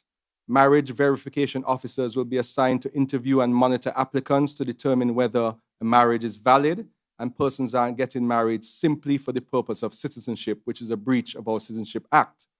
We discovered a widespread black market industry where citizens of St. Kitts and Nevis were being paid as low as $850, as much as $10,000 to marry non-nationals, who then obtained their citizenship the next day.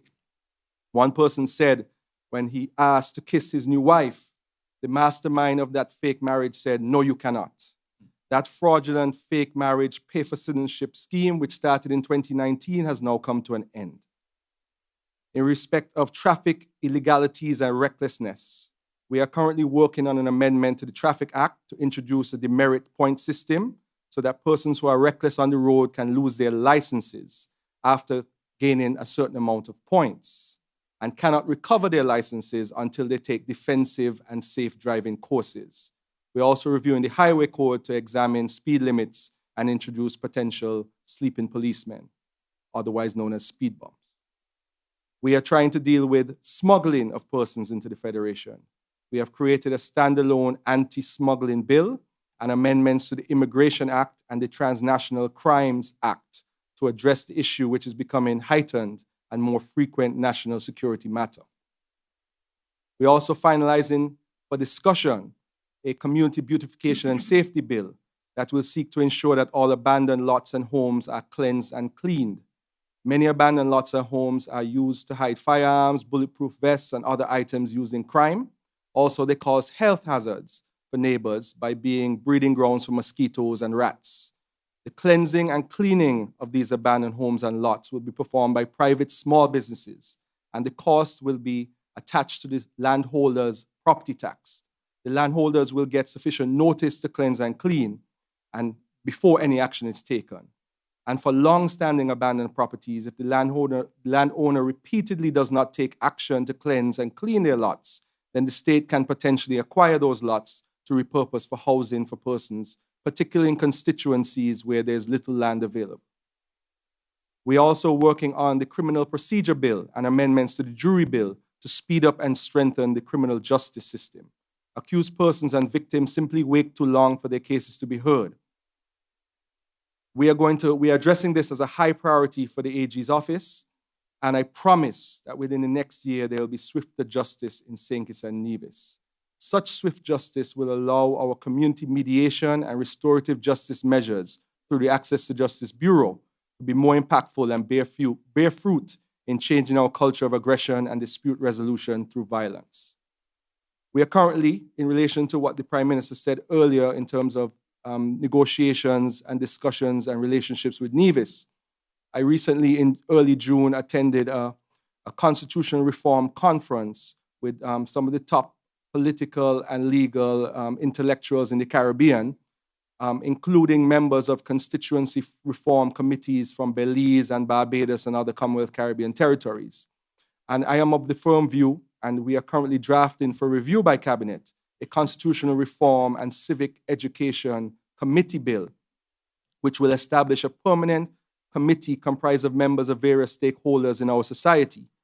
The CRCE committee, if accepted, will report to Parliament every few months with important constitutional reform, every few years with important constitutional reform recommendations, and it will permanently be tasked with educating the population about our Constitution and civic matters so that we improve civic-mindedness and constitutional knowledge in our society.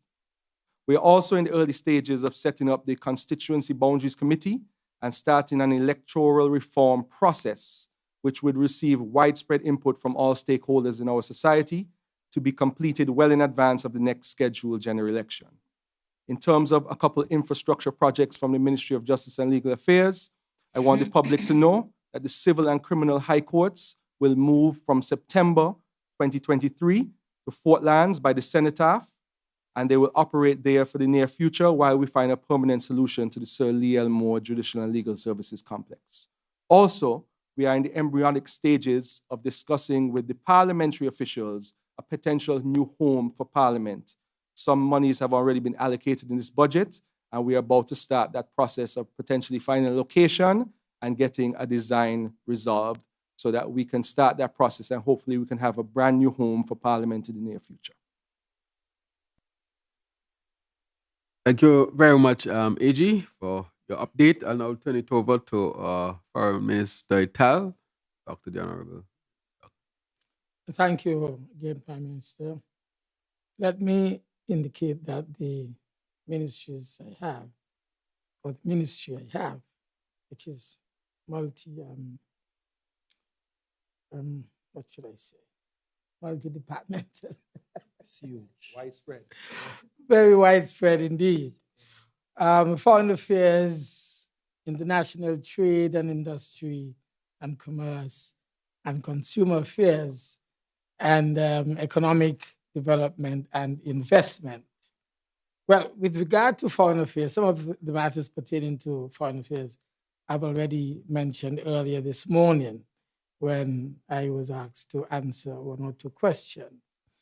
But I want to say generally that the Ministry of Foreign Affairs is still determined to pursue its policy of basically consolidating the relationship that it has with existing countries and institutions, and at the same time expanding that footprint that we already have. In that regard, I would want firstly to mention, as the Prime Minister did announce some time ago in the Parliament, that we have improved our relationship with Canada. Canada, as you would remember, back in 2014, had followed on with the U.S. Advisory in St. Kitts and Nevis, and did suspend the visa-free agreement and arrangement that we would have had for several years. That has now been reinstated. That is the visa waiver agreement that we've had in terms of our people with a St. Kitts Nevis passport having to travel to the High Commission of Canada in Trinidad or in Barbados, wherever it is located, no longer have to do so, in the sense that we can pursue our entry by electronic means, and thus the prohibition of not being able to travel unless you went there to get the stamp visa, that is no more. And that has happened together with a few other OECS countries. I just want to again use this opportunity to thank the Prime Minister and commend him for the efforts that he has pursued vigorously as the leader of our country. But permit me at the same time, Prime Minister, to mention commendations to a few others who had been engaged in this exercise.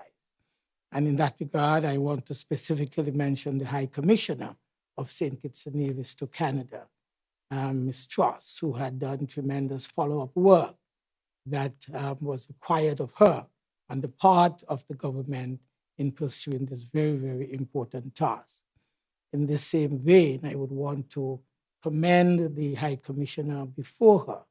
The High Commissioner before her was Ambassador Shirley Skerritt, who had left the Brussels OECS embassy and had established the new High Commission of St. Kitts and Nevis in Ottawa.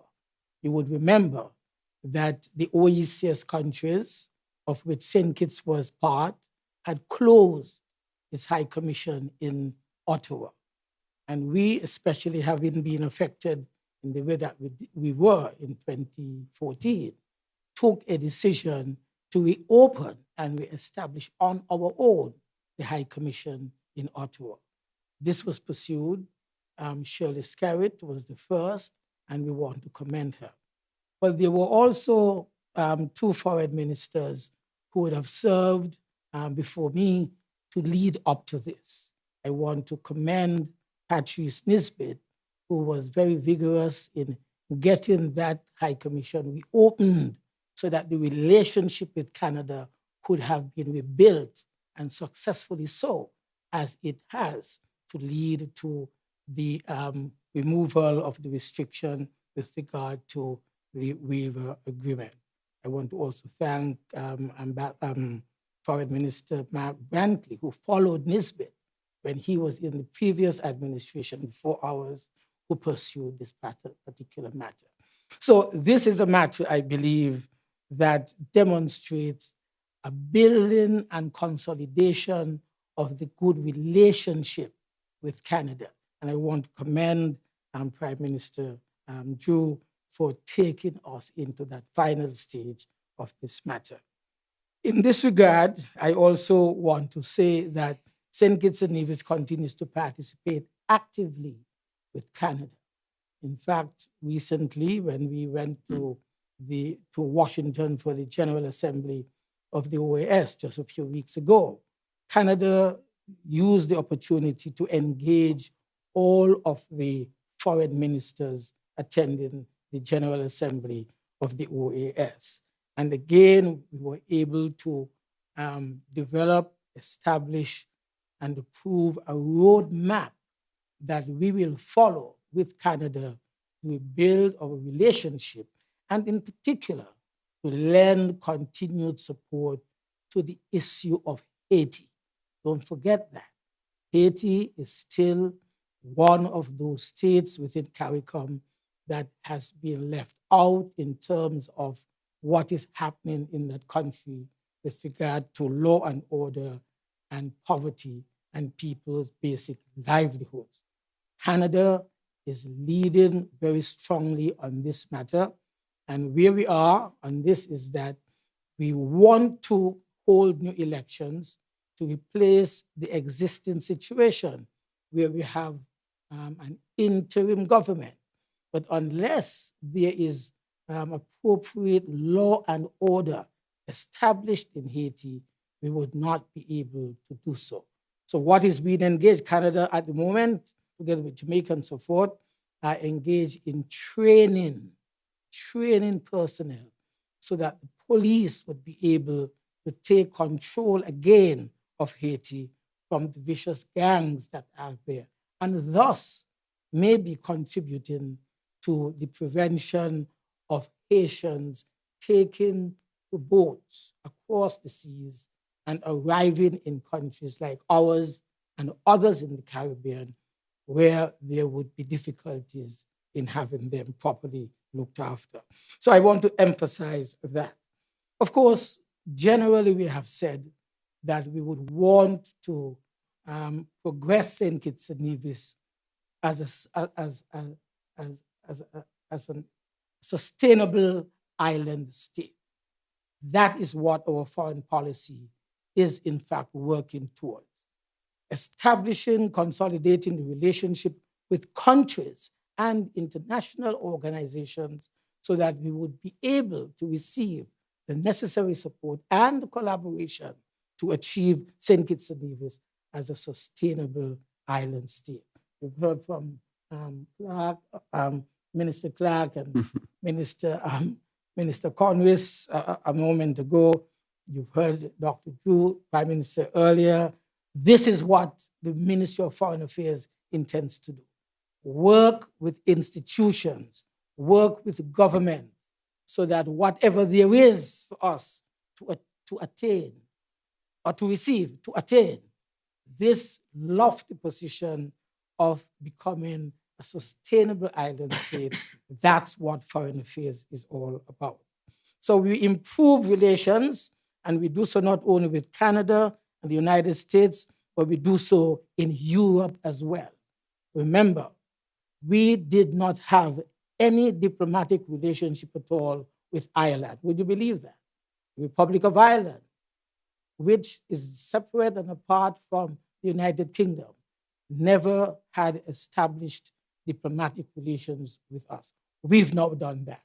A few weeks ago, we were able, after pursuing it, we were able to have Ireland and us sign the necessary papers, letters, so that we are now diplomatically related to each other. We are now waiting. Of course, the Cabinet, Prime Minister will decide when we would either have an embassy established there in Ireland or whether we would have a non-resident ambassador and we would have a consulate established in Ireland. Why is Ireland important at this time? England has been, the UK has been, as you know, our lead partner in Europe. The UK is no longer a member of the European Union, although we have established very, very good relationship, nevertheless, with the United Kingdom. We need someone to be at the table at the EU to speak on our behalf, especially when there have been threats in the past of the EU reviewing our visa status with regard to traveling into Europe. So Ireland has become a very important partner and will be requested to lend the necessary support that is required of us or for us in order to consolidate our own relationship with European countries especially in areas of interest for us here in our country. And then, of course, as I said, we want to make sure that we expand.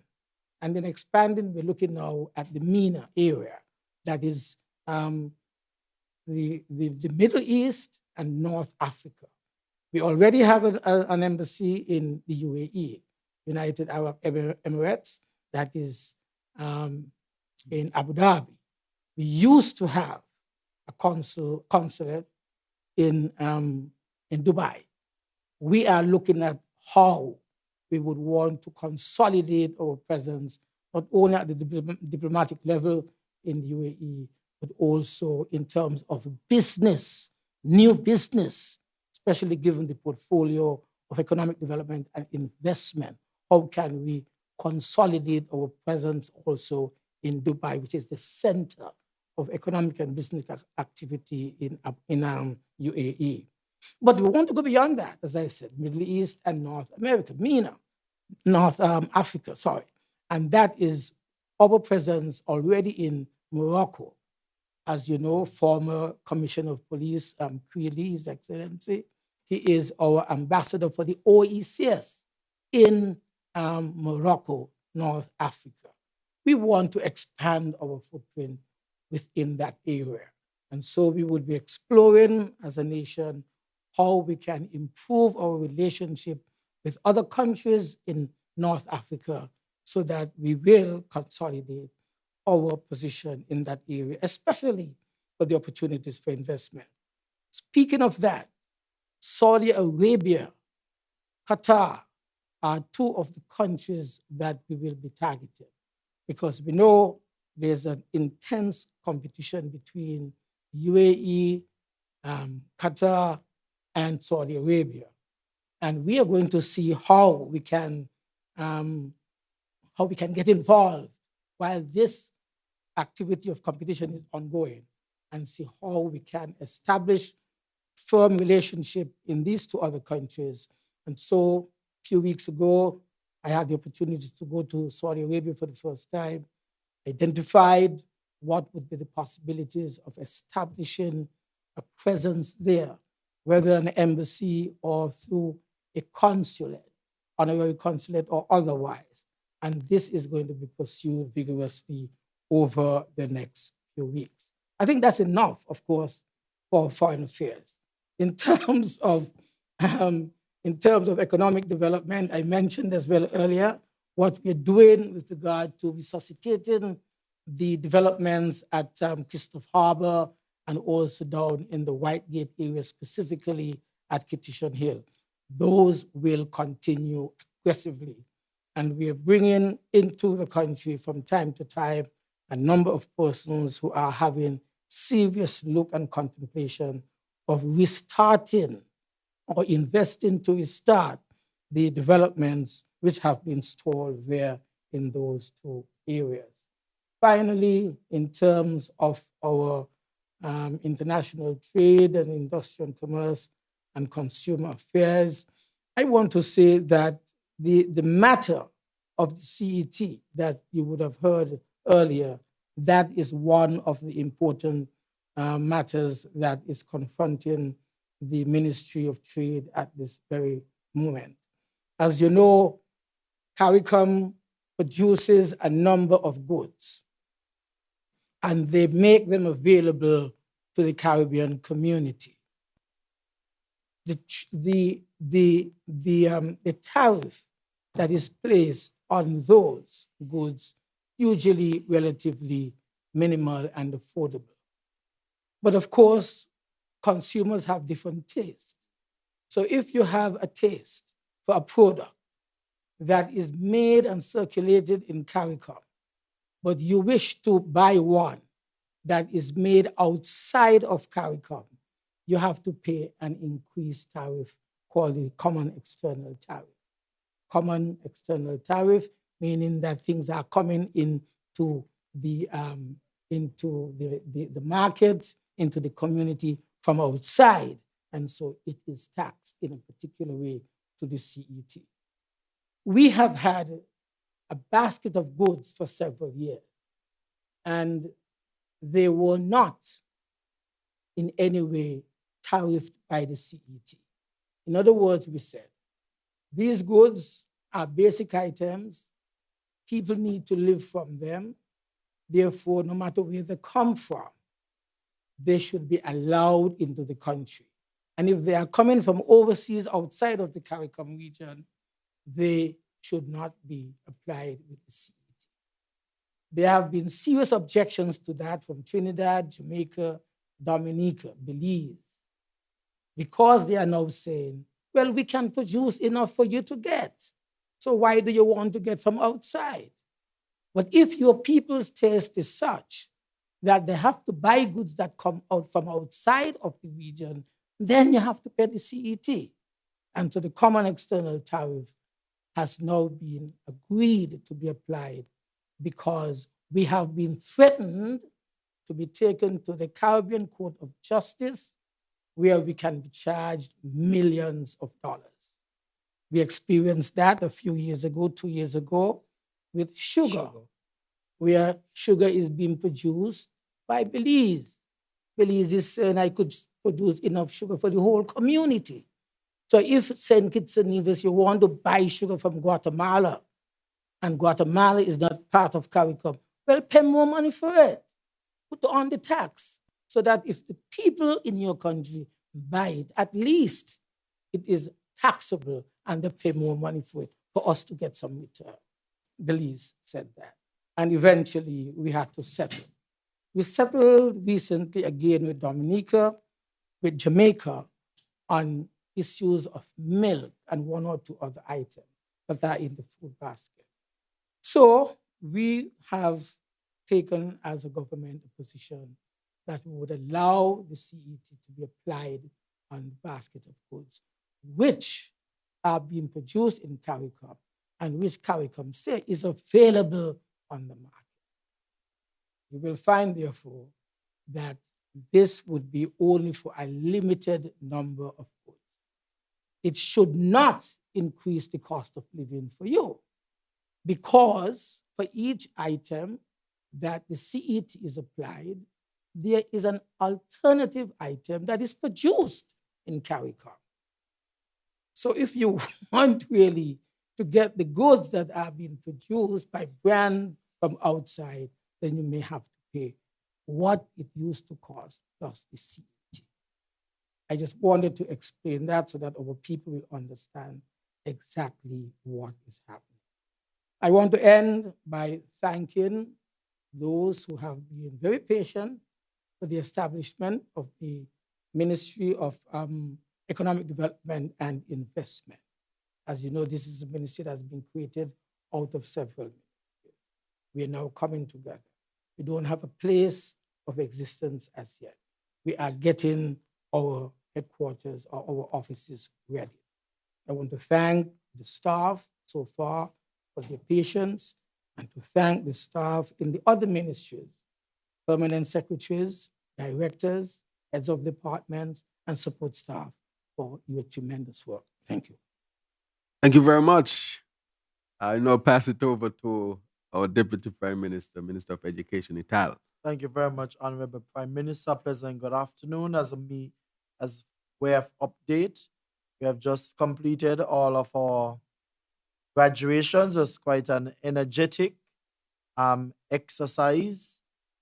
I'm happy to report that maybe this is one of the very first summers in a long time that constructions or renovations have started in a number of our schools, and there are 5 approved CDMA projects that we are waiting the funding for them to start during the summer vacation. So we are doing some work at our schools, painting, changing windows, upgrading our bathrooms, etc. The pre-service training for our prospective teachers, that was just concluded, and the energy of our perspectives seems very high, and I'm looking forward to the final results of the pool that we will have. Scholarships continue to be available in Taiwan, Cuba, and Morocco. I must say that we had an increase in scholarships for Cuba specifically. And we are also building relationships with new universities who are coming on board, wanting to partner with CFBC. Most recently, we had interest of Southern University, but at the appropriate time, we'll share more detailed information. In the Ministry of Education, we are continuing to explore the bachelor's degree program specifically for our trained teachers. Quite a number of them, they want to pursue the bachelor's degree but prefer not to travel.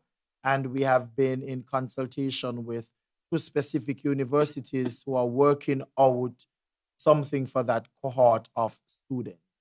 The AVEC CDB project, that is 6 classrooms building, it's completed, and I'm happy to hear that the handing over ceremony will be sometime very soon, might be next week. I'm also happy to report that one of those classrooms in that new building would be outfitted as our smart classroom. That would give our students the opportunity to be connected with any one of the universities that we would be partnering, so there wouldn't be a need for them to be traveling. The Basia High School, the tendering process was completed, and in a few weeks, the winner of the bid, the winner of the tender would be announced. And I'm also happy to report that as we forge ahead with the new Basia High School, our local professionals, they have been involved in the process thus far. There have been consultations with the school leadership as to exactly what they would like to see in their new school, also the design as well. And in quick time, another special announcement would be made. In early childhood, we have been outfitting our centers with the necessary teaching assistants that are needed, but more specifically, there was a gap with our resource teachers, and we were able to fill that, and we are providing traveling allowance to that. One of the problems or concerns that we have in early childhood is that the providers, especially in the nursery, they are given a vacation just once per year, that is in December, and there is a little bit of a burnt out. And I'm happy to report, although I'm waiting for the final report, that this year we are going to make a change in that, and those nursery providers will be given some relief in terms of extra vacation plus the December vacation. And Spanish should be taught from September in our preschools and our kindergartens and also our primary school. And the aim is to have some of our primary schools, specifically the Irish Town Primary School, that has already been declared as our primary school of linguistics. We are Spanish, French, and we are exploring the possibility, once all goes well with the teacher, for Mandarin. There's some new initiatives that we're looking forward to. Financial literacy and customer service will be offered as a certificate in our high schools. We are introducing the YOTC. This is our Youth Organization Training Co-op, something similar to the ROTC in the US, where we are going to be channeling our students in some particular career path. So once they choose to be a part of this, they are going to be exposed to be working on the ambulance in terms of the EMT, police, soldier, Coast Guard, fire. And of course, you heard it from the Prime Minister, we are going to be reintroducing some of our disciplines through our clubs, back in our schools. Scouts will definitely be on board. I am the Deputy Scout Commissioner, so I have a bias to that. Cadets for sure will be back, and I was told or being informed that we are going to be exploring a new cohort of cadets in terms of the Sea Cadets. I'm excited about that.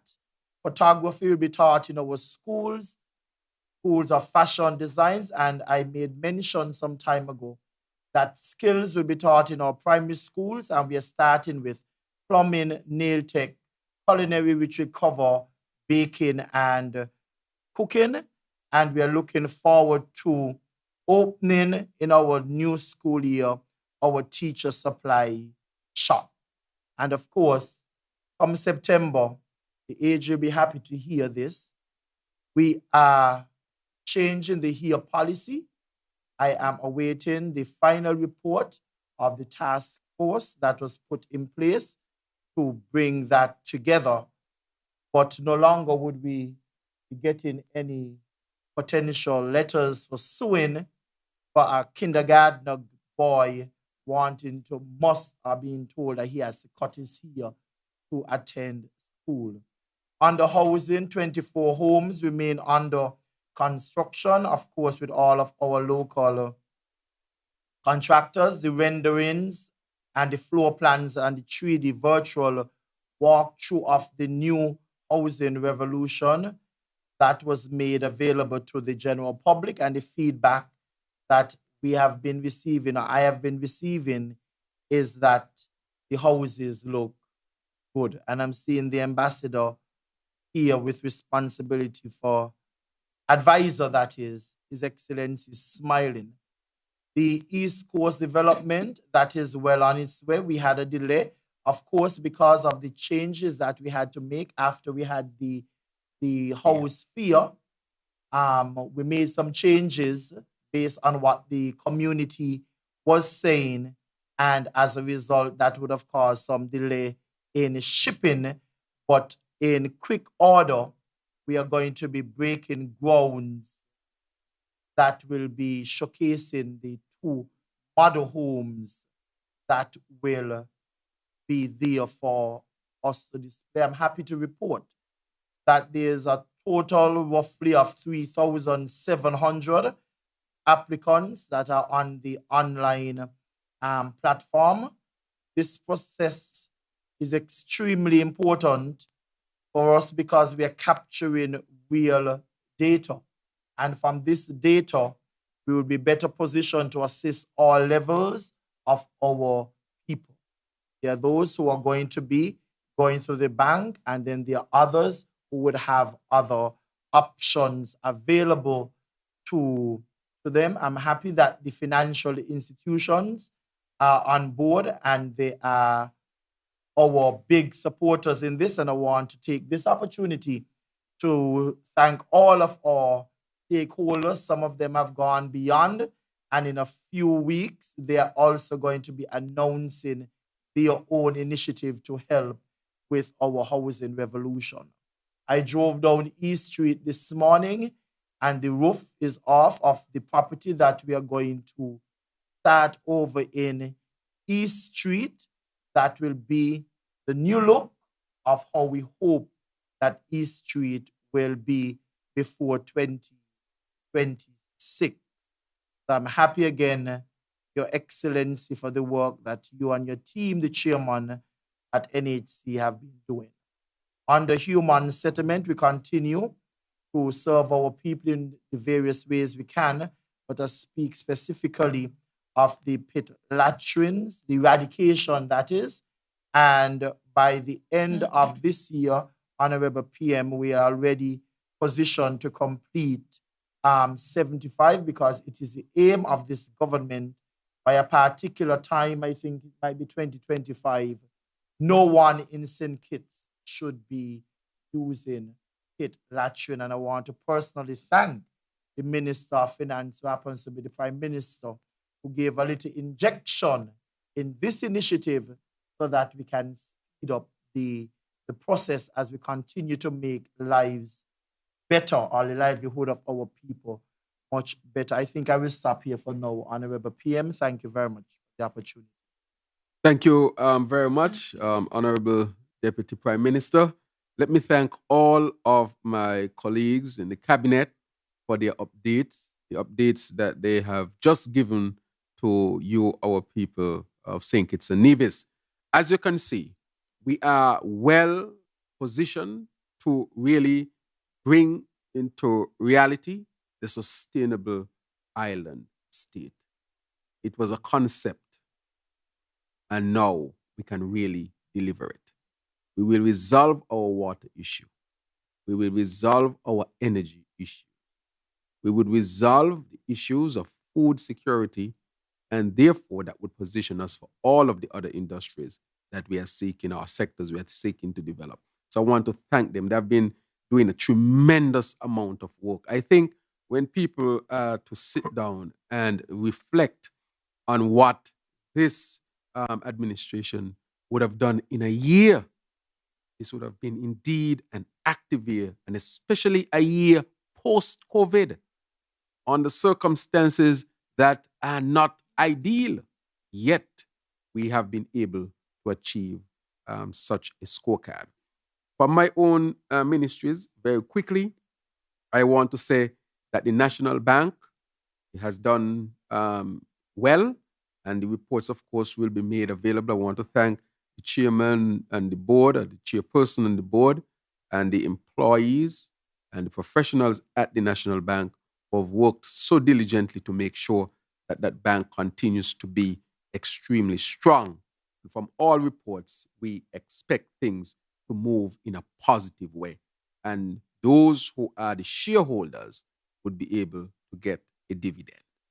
I also want to say to those at the Social Security, the chairperson for the board, the director, the members of the board, and all of the employees there and professionals, they have been working tirelessly hard as well for Social Security, who helped to deliver the dividend from the CBI. Social Security is going through a number of critical reforms, including upgrading its IT system and those other reforms from the actual report that are to come forward.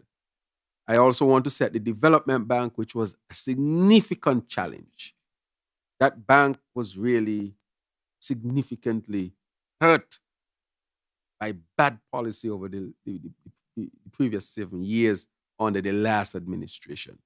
We have been able to stabilize the bank. The bank is now able to meet a lot of its obligations and have increased its payment to the Social Security up to $250,000 per month. As you know, the bank was not keeping up with its obligations. And because of bad practice and not having audits done, a number of financial institutions were refusing to do business with our development bank. But we are back on track, and we are going to stabilize and strengthen that bank, for it's important for our national development. Of course, we have the 5% student loan, we have the small business loan, and so the bank is contributing to development as I speak. I want to say that we are now going to start in earnest the twice per month payment, salary payment, twice per month. And so it has started this month. So those of you who are paid, you might want to check your account and see that you that you have received your the first part of your payment this month. That, of course, is in keeping with best practice around the world. We are a bit behind, but this government administration, which is a progressive administration, it has now implemented it twice per month. So what that does, better budgeting, it helps you to pay down your loans much quicker because there will be more frequent payment. And so St. Kitts and Nevis is now among others who are paying salaries twice per month. So check your accounts so that you can be up to date with that. Commitment made, commitment kept. I want to also say that I'm very, very proud to report that in collaboration with the Republic of China, Taiwan, that we are moving to get our new smart hospital. And I want to, as a significant achievement that would benefit all of our people. I've already spoken on the national security end as well. But to say, and I want to report this, that economically, we have stabilized things significantly as we continue to recover. I want to say that we have stabilized things significantly. And so St. Kitts and Nevis, we continue to work to make sure that we are among the best, of course. And finally, I say to all of our people that you have to be a part, we encourage you to be a part of nation building. Any matter that we are dealing with as a country, we ask for your input, whether it be national security, the water issue, energy issue, education, health, whatever it may be, that you become an active part of it. We are on a path to achieve the sustainable island state. We can really do it. What does that mean? Cheaper energy, lower electricity costs. It means water 24/7. It means a nice hospital with upgraded services. It means better roads. It means more local, wholesome foods. These are some of the things that a sustainable island state means. It means better living. That is what we are really pushing towards. And to say to all who are listening, St. Kitts and Nevis is well on its way. Thank you very much to our citizens who have tuned in and choose to spend their time with us. Good day. God bless all of you.